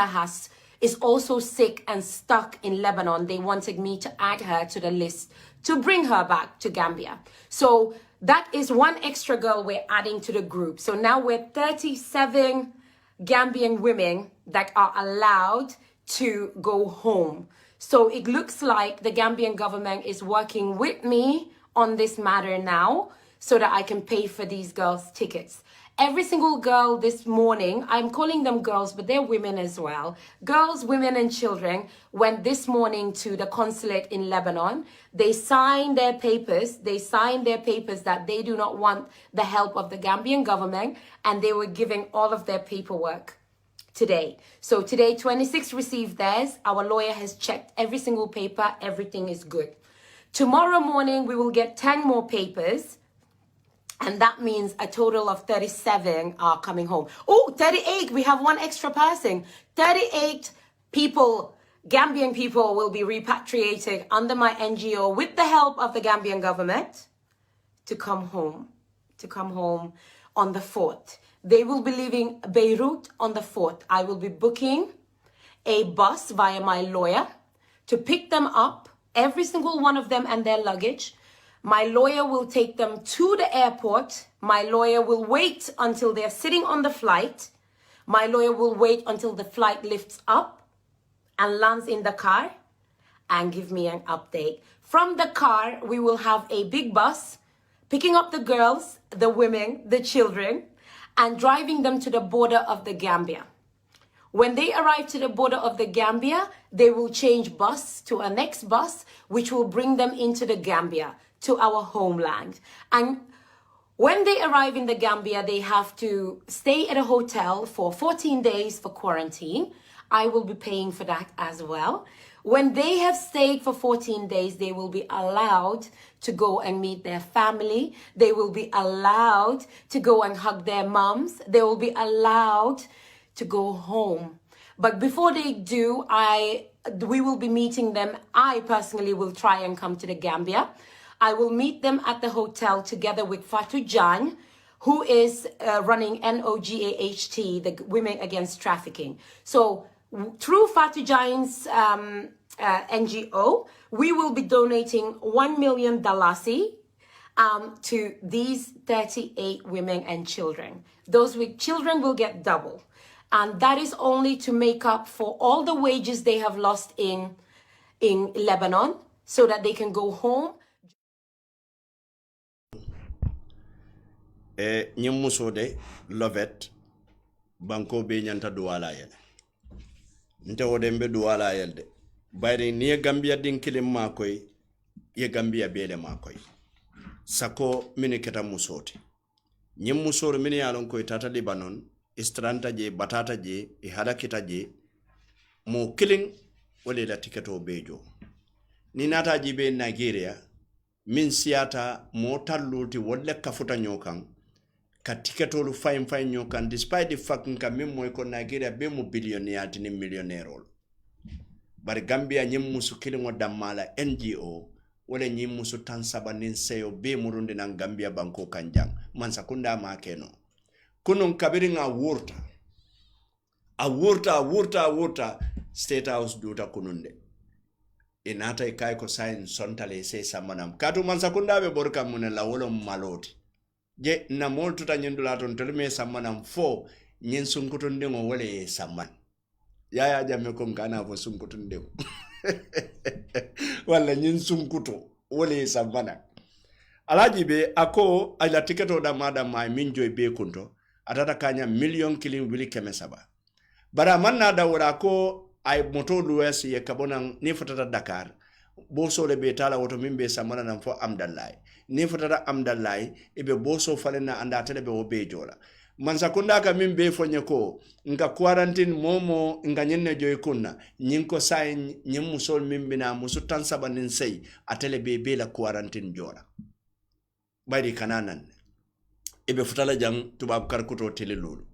amanna da wala kate fango be nana Gambia janne pour kanana do ko continue nana ta Gambia nyem musolo abe million kilindele la musutan sabanen sey pour ya talay da malu tema bayrin ibota Lebanon yenyin halako ke minkeje la bantol nin kukota ngodo batani halako yena nan Gambia yetela modia ye nyatilila hani musuwar song fango tebulu hani mburu song fango tebulu ako mukulete mi yalon ka koleata wala nyim musundengo nebe man sakunda nyato baring mol men yalon ko e deport nam bakwe mamu e man sakunda hane 300,000 adila de pour ya tala nyin kam mala ke fangol sustain to have a starter bar nyim musundengo jibe da ko million kilinga be wala dilela ndesan ndenga amira na on analysis ni aje man sakunda e balam foloke through the Ministry of Foreign Affairs pour nyem musunden kana tiketor bejo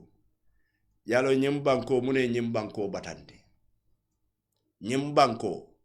fenkeline nyem banko batande de andon tanko mawole ragle nyem banko titala wolon procurement man sakunda la sandirol tepo mi yalo gonga da nyimbiti ko to nga sanje dalasi wuli kili nga kenna mototo $1,000 government do kula kata jela wo tepo ta invoice ta $5,000 bari ntolla man sakunda to nyalon ka nyoma ko de bari mbenga lo ne moto tepo dan ko yake tepo bala ye radio la mo yela musico la mo ite killing ila moto kono e kata wo tepo ta e ka invoice o duplicate e ka invoice ta e ka inflate e ka na ka samba treasury e ka fo nyin tepo e ma invoice oje nganyin sa wili lulela min fam kejo akalo na nyimma wili lulsi bari ndesan sulu saji malo 6399130 6399130 wato sita 6399130 wala mun na line oti atol men yalon ko albe diaspora atol ben call la ni number min na wala mu 7343125 only WhatsApp atol ben call la wala men yalon ko be Gambia jang 6399130 bato nga first call ata assalamu alaikum. Assalamu alaikum. Wa alaikum salam badin to di madu Naam, degulo sose. Wa mane no to da for oite. Ngane fan ngane ka? Jalamba, okay, Fatu naka? Fatu Kamara, wow, Fatu yang si bir program bi.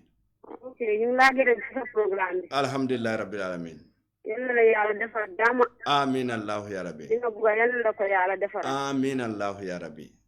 Wa jigen bi nga wax non. Wow, love it. Ñu ko ñaanal fan bu da ak wër bu yaram. Amin Allah ya Rabbi. Dina ko yalla defal jama. Amin amin Allah ya Rabbi. Yalla ko yalla defal. Amin amin Allah ya Rabbi. Amin. Jerejef Fatou. Wow, jerejef Fatou, jerejef. Mbado nga call dota. Assalamu alaikum. Okay, mawo sotono wala sai mbatu nga nyin call do fananta jamma fangola. Assalamu alaikum. Alaikum salam. Pamol. Namu. Umole. Ibebi je. Wakam. Ila radio tala wale jamfala do monde hako boyndinye. Okay. Jamfala wale ya tala. Pamol ni ko ani ko warabata. Kuju ma fora bandinga katunga kuja male kachaja. Masakunda la yunko ni yalo ko. Amanyi musol bondi no na ndigi. Ha? Pamol abala fa warabata. Abala fa wartande. Ndo ubiture konto na jahaina katala bunko. Umi ture jumalo wodi bara te o. Tura baka fara jam pamori la fam bare na kelo mo ina radio la bake. Altolbe mun tole folo. Albe mun tole. Ndol bere Newtown ja. Newtown ni to famudum. Fatmata. Ture. Farmata Touré baraka baken kontan. Ena program abukanda. Newtown ko be kontanye. Alama ale sima bake. Amin. Alama ko suma alama kairo kala banko. Amin Allah ya rabbi. Baraka baraka. Batunga nyindom fananta. Assalamu alaikum. Alaikum salam. Musolla ko kadi anyele katu to buka meji. Assalamu alaikum badin. Wa ni mbane. To di madu. Musa Jata Brikama Jamisa. Bismillah Jata program on. Pa follow mbai duwala ni musulmi wa ba. Lovetal duwa de. Bi na ngenda kuma jama'a fola bar musulmi wala ko ni fonso duwa wa follow. Ndesan duwa ke. Alama ala ya jo. Alama anjongo siala. Hame ko mu ko da alama mari ala ya kai. Amin Allah ya rabbi. Ni musulmi wa min kanya. Han adam baro ma kanya. Amma ke. Mamo i follow de. Aida men kene. Asika ba kala le bare mamo i follow de. Nyinta fenkeno la. Bismillah. Ni o kay aro mari ay bonye imban ko kan dron. 2021 adam baro e boji dron. Ay boji na fa ko tan ay boji. O mutaba jambolti. Pa ni musulmi wal ma ala aju. Amin Allah ya. Alma ji musi alma musul be bo ni musu sifa. Amin abaraka ba ken ba. Abaraka ba ke pa. Baraka. Batu ganyin don falanta. Assalamu alaikum. Hello. Ito di ma don badin. Ibrahima. Ye mira nyami malla Ibrahima le muy totide mbatu ngete bondi je katu ye mira num bakele janni be to fola to fo ma miro si. Assalamu alaikum badin. Allo ite be WhatsApp. Yes mbadin bismillah. Ntala Babukar Keta Stockholm. Bismillah Mr. Keta. Bismillah program kon. Ya pa ni la mo la program la. Ya ni aje mambo Facebook ila ni program na mam na Facebook sorab. Billahi wallahi tala ni program na mam na Facebook sorab. Dal ko babula jela. Ndeysaan wala mtoñati. Kandang. Ndeysaan. Bari pa barola masakunda ko malam dumala fi hadumat pele filter total failure lo cause kunu nga James Commerce jibile James Commerce ke baba mamalo amansila wallahi atasafa ko gande dunka kaminu be social media mu kasa mas wol be botanan kasa mas 4 years ago 4 years ago program because ye mentally saro danten bridge o manke ko natare ko private media la safo hala safo no wala mo anti government wallahi yes la radio lota parliament abon liaf ko yake baba no but yalon fanan ninga mira ni tantan ko silata yo ke advice ati ko betinya tawo baraka yindo manata. Assalamu alaikum. Allo Maaleykum salam. Yo Pablo Duntelam Keba Sabari Health Finland. Bismillah Mr. Sabari. Pamodu bi fanan kontaan tabat. Alhamdulillah. Kontano me alon ko suno do bi je bawo ye tili sabale karandi bi. Ila programo lo kata nyawnya. Ne Gambian ko lu karandi tili sabala. Tili sabala mu de. Ye programo follow ya yandi la mune kata. Men kata kunu Gambian ko lu. Nsi sabar no baralin kanana. Men kono bi hade mbele o jenni wala ka luwolu mbe ka balu wala nyam wala mtoñati men kana soma wotu tantol Gambia di wala bu to nyanga men karan kunun yaya jamme menke Gambia mbele karantal andun to nya famiyate da ye memfo UDP le keloke Gambia kanata to nya ninko UDP le keloke UDP di wal fana mu Gambia di wal wala mutoñati Gambia di wal le keloke ka Gambia kanandi ya toñaf bari bi men yo keloke din men du den ta kawo keloke wo mawlu le lata nyokam bi kunu nga men kele ko be wala murundi lana na banko ka andum be ko sai kele ka ya jamne kam yam nyama na kama nyame bi men be barono man naje ike buloli jiji ko be wala kele to dala Gambia dingol le ade da Gambia dingol le koy laftaw loi si fale mara loi dum fobe kala one way lati bang Gambia bang baw biri 3 years jotna mamante ko be Adama Barrow bondle iko loi le ko hani Adama Barrow nyanda sanji lul lekel Gambia loi ko le nata foko siri fo ko wanyanta bola be dadam bir kama be halo mento West Coast be halo mento amantoro be monte ko siri fo sonko men biya kaje ko fata iko man la fa kawe boje andum Gambia luwale o sambodi wala ko ebo hani kabi nyaade ada ko na la molle be trotolla e bay tan la molla kal man ka fenti telle sambode telle mansati wo luwa wo ka kantala nde Gambia di wol ya marla nde murlange ya mar ko tan ko Gambia ben to bulun telle Gambia tinni Adama Barrow be mumen be Gambia la kono andum be Gambia luwale koto bismillah ni sirfo sonko ko ko mate molbe de nga fi ali nga wuli min den ko be ko botal ali nga wuli sirfo sonka kana du office ko non tolela office mu Gambia luwale ko amanyin na taraje bawo ka ko ya te sije wol ko ina man ke kilomita ka fatela wol fanan ko fatal ay ka e murnan na ka fayola ala ta fonga ko Gambia dingol be la sringa tella wata be murla la pala sotol bar luwa e men fam be nyanta bam ko bismillah abaraka bake sabali ngetentu nge jayi abaraka bake abaraka hansa ndrom badi ngol batunga do fananjibe assalamu alaikum allo bimbe diaspora la demande assalamu alaikum oh okay bari mbuke moy bake dem badi munebe kering okay ni doye jolone assalamu alaikum assalamu alaikum kurudingo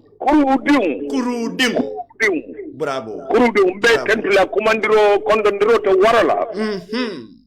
Gambia koina fokaton bulomi e Jato City wala ka ferinde o kilo ngol be Jato Fred Gambia man sibo sito kanko Gambia dingol ndeysaan ali nga na ID card nyini ali nga na register nyini bulomi e Jato City buli kilo ngol ba ferina wala ba ferina wala ke ya jamme la dictator namo le mu kunu ndeysaan kenun te wala mu ndeysaan nandi no wala mu president wala mu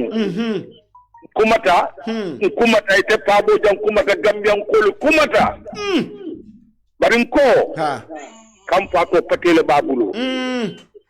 kam fato pati bikata KKK billahi ngan kal taworo wala kam fato pati bikata Gambia foyna fo katon bo jamba bulo bi Jato City wala gafere ko bulo la kafiring ni toronin kam fa warta anda ni do warta ko le siata kurudingo Gambia foyna fo katon bulo mi Jato City ali ngam pare register ID card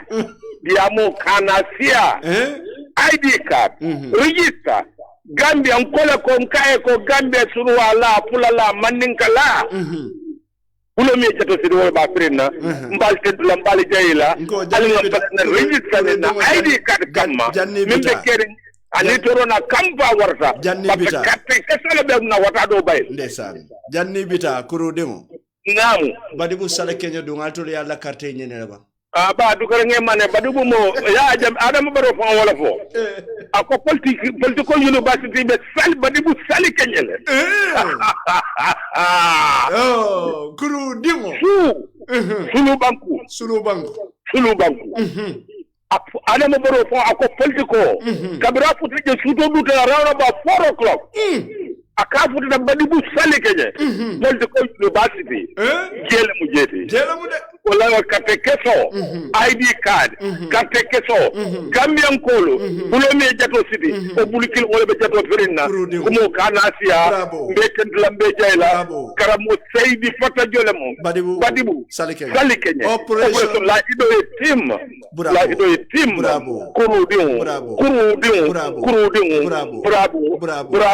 bulo me Jato City o bulikil wala be Jato Ferina ala ID card na register Gambia alingan pare akam kurudi bravo abaraka bage bravo abaraka bage assalamu alaikum wa alaikum salam mimbe keri nga sata wala nyamete mu jumalti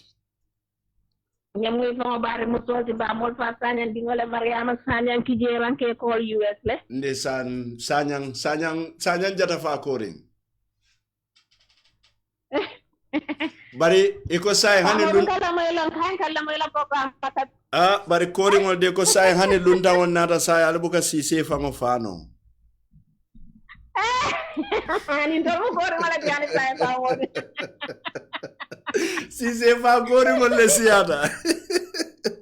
hani to mu jara fa koring wol de bismillah programme to mariama bismillah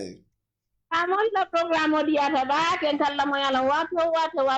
famol dal mol ma ko ala chani tol ni mol la banko kan Chinese solo alna banko murunda ama way na do maro soto bismillah baraka ba na nek election ta ko bina ngana lo president la mebi ta tem fata mbekele la campaign manager te don't worry ha yeda we want a diaspora president abaraka la program o bukan da dia ne ba ke ngada be kon so alhamdulillah abaraka amin allah ya rabbi amin abaraka ba amin abaraka ba ke baraka batu ngani ndom fananta last caller assalamu alaikum allo assalamu alaikum jiwala nyindi ala fa mo ma danko songo banjiran kole fo famo abuka fono yo pramo dinto ka tabita kam menkan wala be diam la opanion men kolle bismillah menni be banda ani menni be opanion jang bismillah pramo dinto ni Gambia be diam la opanion le nimisata bit pramo ka ko ni silanta katabara hade pramo di ka jakal Pamodi na miralo ke bi na loptano me alon ko be albadar ha Pamodi bi fo docteur oli be prepare kan pour que loptano yin ka soron bi muna keta ye men keta because wala nyinti don ko pa bi len tisanti ha lebo house ka lebo musol ka timo soto damen jema soto loptano fa auto totally kuram man soto je jima soto je Allahu akbar Pamodi songo fenteje fo bi docteur ole commando ko because ntem committee lati wala tano ha ala wart kabiri en commandi ko nga si sodo no nyaadi le ngadi amu ha ko e anile ko ku saraton le beje be men tamandila ko docteur ole faali ministre kala mudal ba ko ya kala mudande bilen tili nanti ko e faali député kala mudal ko man député kala non ko al député kala mudal le sebo kala ko al sebo kala dan pa bodi bari bilen tili tanti ha melori pa muso tingo bala yeme yalon ko nyanta to patola man soto andu disado ni sa tema a 10 km la domanding Allahu akbar pamoli nyabe no sola afawe bido 20 ni damuta ha abe wa fule kata dieni ni sa ko no purga naka musu kono manyi ma Allahu akbar pamoro na ninte ade opanyomi digol ha wol kamila ko nyanta quartier fa le president Barole ndeysaan billahi njamra wolle ni mi sata mo be Bimbo fola KFM journalist do be na député ni nkakan opinion silola ha andu wata yo député ko opinion la landuro la te ko nin ala sonda opinion silo be dilal hade dani opinion silo do fola musol be laari mo la kura do be laari loptano be jike je pa kuran ke je jararo do mo kata je ko ni silo na mo de ni docteur lok Labor House ndeysaan kandiyel sondelo li ka wolle maladi Allahu akbar amo ni la opinion mi la wala ni mi sada banko jumi Gambia be andu opinion mi dula barka limba be dan lo kala tuba dum kolde ndeysaan billahi ni man jallatano be position ka sen docteur le ni togo ni saba ni jema so de be le soronal ndeysaan ni Gambia no salon ko opinion mi opinion mi le be ni la juroto Allah je kurante di ndeysaan pamode mbeke la mbejay baraka bake ma jango ngeten to ngejay badi ngodo nyin ni ko ya warta wallahi nyin ni ko ya warta lete ge opa nyomi iko musol ka wuluda min jiyo man soto je kurango man soto je nani juara nani natalde nani ni bedu na nyolalde ntol man na jam fasar la andunte fasar kala nani finti yediamu moliye mune muila plano ta fonya bang ni atareta no la resource tije fendo tije sake no minna finti yafo moliye nyinno mun na problemo luti nga o problemo nimman sakunda ta ke no lay Gambia dingol be pareri ne ka ke pour Gambia ita nyaato nani juara ngeto kumande si nyaajelle ndeto kumande la kotem bi bare alaman niyo sile la lungala mbadu ngal la skola ta jang den wole be kala programme wala lawandulade assalamu alaikum namu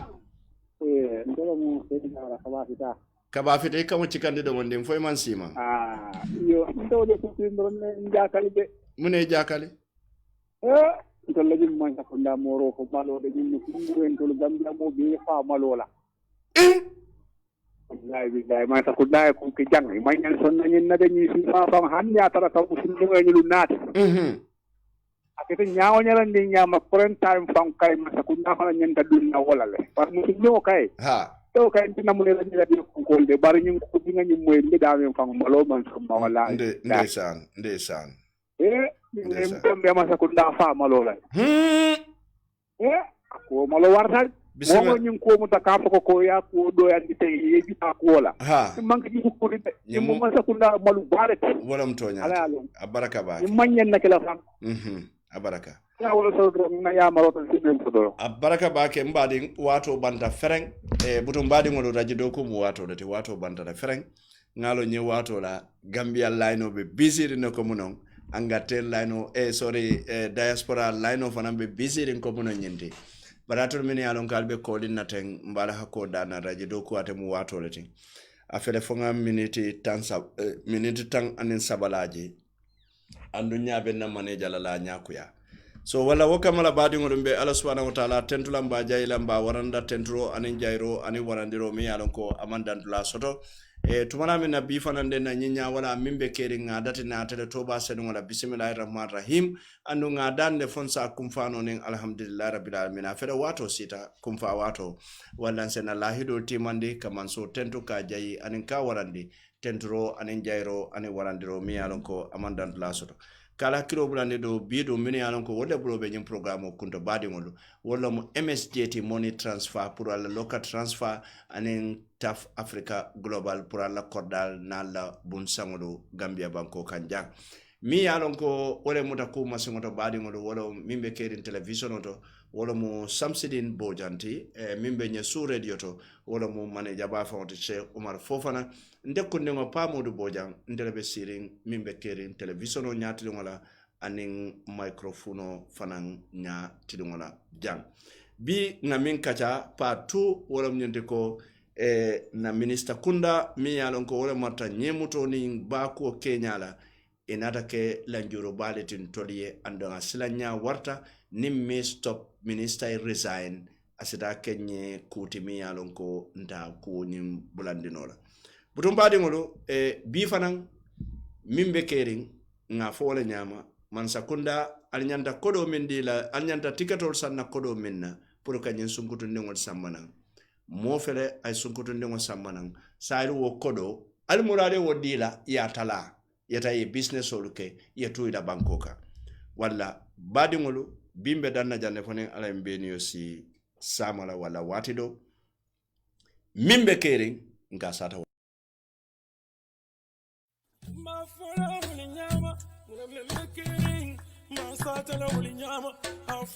butungo mbadi ngol mbemo be salamola ato na kontongola mba fala mole ko to nya fo tumo sita mune ko bono mu batiolti bari nyakulu malo kalero ko no mu ba kun kolo fangoleti kuno dampa na singo me kuno na fa kuno yo lonne butungo mba fola anyanta fola nyame butungo membe kering mba fola wala nyama membe kering mafula wuli nyama muna membe kering yo masatala wuli nyama muna membe kering mafula wuli nyama muna membe kering yo masatala wuli nyama afo pamodu muna sata afo dunia bebe lamoel afo pamodu muna sata afo dunia bebe lamoel membe kering mafula wuli nyama muna membe kering masatala wuli nyama muna membe kering yo mafula wuli nyama muna membe kering ye masatala wuli nyama afo pamodu muna sata afo dunia bebe lamoel afo pamodu muna sata afo dunia bebe lamoel tonya kumodu ndadu muka munkari bande yataye muno kafinyo yataye tonya kumodu ndatu dumbuka munkari bande yataye muno kafinyo yataye afo pamodu muna sata afo dunia bebe lamoel afo pamodu muna sata afo dunia bebe lamoel nko nte baba blood nko membe kering nka fole nyama butungo pamodu afo membe kering kantun kuma mun nisiri ngolti de nya bula ka bale wale oy membe kering nka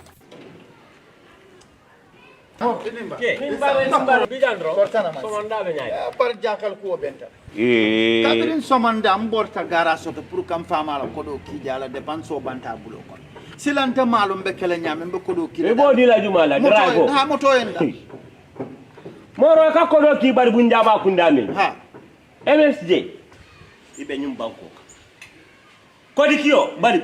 ndelo kodo nkata wolto ngaki woto nyakati ni nyabiti tema doron na kodo be ka futanna mol malika nduga ke hanne dajo tupi janna ka ja kodi tiyo kala kodo bon bandi tata kodo sika yadi mola dara bo kodo tata filabuli be mun fono lay ha jakalo siwa be badi bu iliase be koyne be fatoto be kudang kian kene ba fo nyibiyam gambia karo be yo supersonic ni be do wala nyim banko auto sign boro ndala ko be be kala MS ani fara fenye yaayele ni fela jam bambo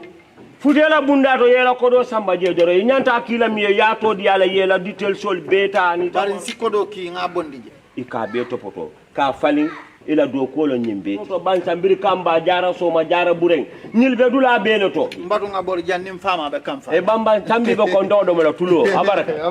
inim bundal miliye bulodu nyobuli ni be do ko la MoneyGram ria transfers yaye julol felental simin konkon 7885046 7844305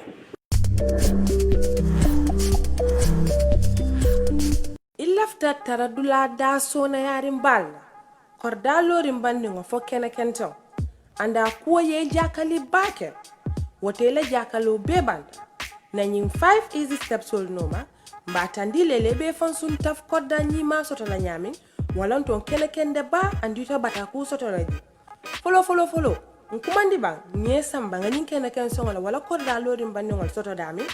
ne batawot benna reservation formo dilela pour ya fil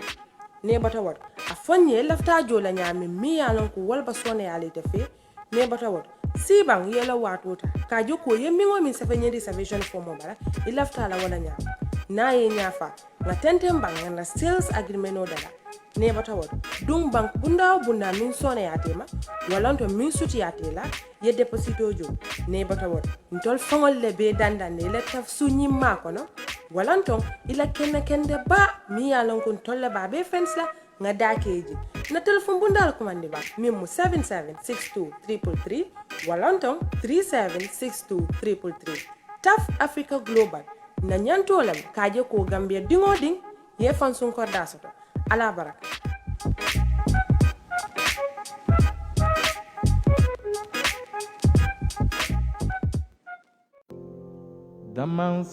damansena iti wili sino iko nyadi bulli sop extras le badingolu jakalo band bulli shop extra le nata mi yalon ko ifedale bulli shop number 1 balaje doron birkama police station o nyatile wala birkama sate kono inata de iko fengo fenniatra sola jora ngolong ikabele wafi anim fengo fenniatra wole nin channel lu kata ikabele wafi ando mi yeto la kodia ni nyunulu say to bulu fokabang itolo fango la technician ole kata foya ye mume be fixali badingol wallan kamune batu nyin kudi mala ando ate bulli shop extra ye fanal sotale le min yalon ko ike charge andu ike dem fanan enila remote olu inate fanal sifa be sotale min yalon ko fanan ike londele walle kela e manna da wole ko adoptalu anin sola boxor min yalon ko bolsi sabale katela walla bolsi nani ye table standard sotale le domonde malu anin waramambalu water dispenser stabilizer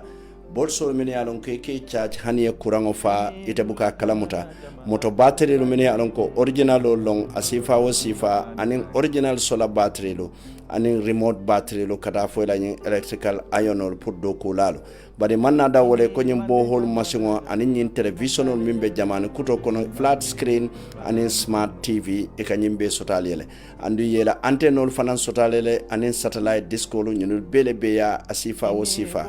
wala badi ngolu bulli shop extras wolle nata kan dahande na electrical wire kulto na solar anin na channel to wala nil lafta kuma koyo moyla nyimbe to alinge commande telephone to 918 0355 7370931 wala 3902720 bulli shop extra wala nata ka extra lafan na kuol kan wala jarama buj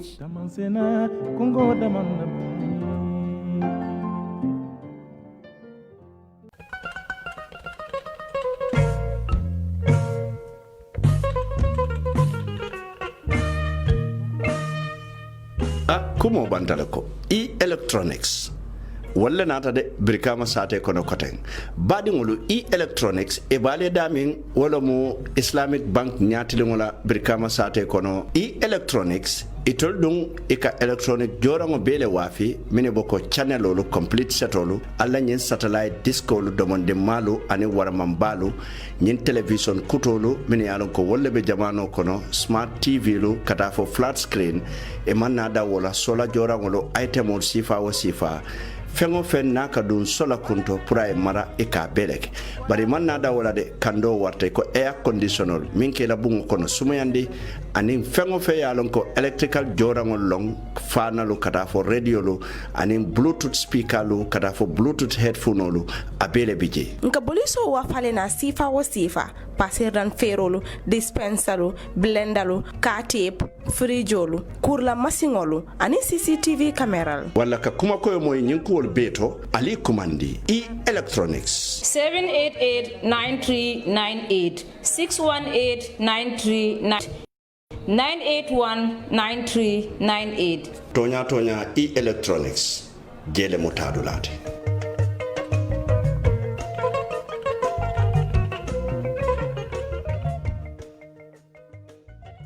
Je voudrais du soleil vert. badingulu ni amoy French touch wala famu français lu tati French touch e bale damin wala mu kiti sateti nyin container bale bije mi yalon ko fengo sifa bele bije e fengol min yalon ko boko television lu frijolo la rangolo anila matlalu kata fo kapetolo anin fole sol bicycle kendolo sofa lo alla nyin silam balu min yalon ko sela no kan e manna da wala de ye foko jayo sifa bele sotale je min yalon ko ni je doron e kamundala ko brand new one andi manna da wala de nyimbundal min yalon ko ni e sorondore ka kumale kim wala mu floss dosti e ko fanan sotale le kabirin palantero lu fobundalu bari manna da wala fana ko gas ko kala ani wosen masingolo wala mo alla nyin ko la masingolti photocopy masingol kata fo printing masingolo anin alla nyin laptop ko tolu min yalon ko wala be jamano kono windows sifal bele anin container lu wala nga fero ke ngamborin ni kachanyo ya nyin nomballa Gambia alse commande 3152384 7461330 9212207 baratol min yalon kalbe tubabu do ali commande +33659433820 +33669352670 wala French touch e manna da wala e ka fengol fanan sambale nanne kabonan France kana Gambia banko kan ali fancy fa o sifa soto fengol min boko bukono fengol lombang fo workshop o lombang asa be dile ya sambale nan Gambia andu mi yela ko dia ni afuta futandi Gambia watu minne ika sambale foite mari fangola bundato andi manada wala de ika motol fanan sotole motol mini alon ko moto kendo le kamino lu wafi mini boko Mercedes Benz lu Toyota lu Volkswagen lu Ford Skoda ani nyi moto kota ngol mini alon ko wolle be jamano ka wala badi ngolu French touch wala nata kan dahandi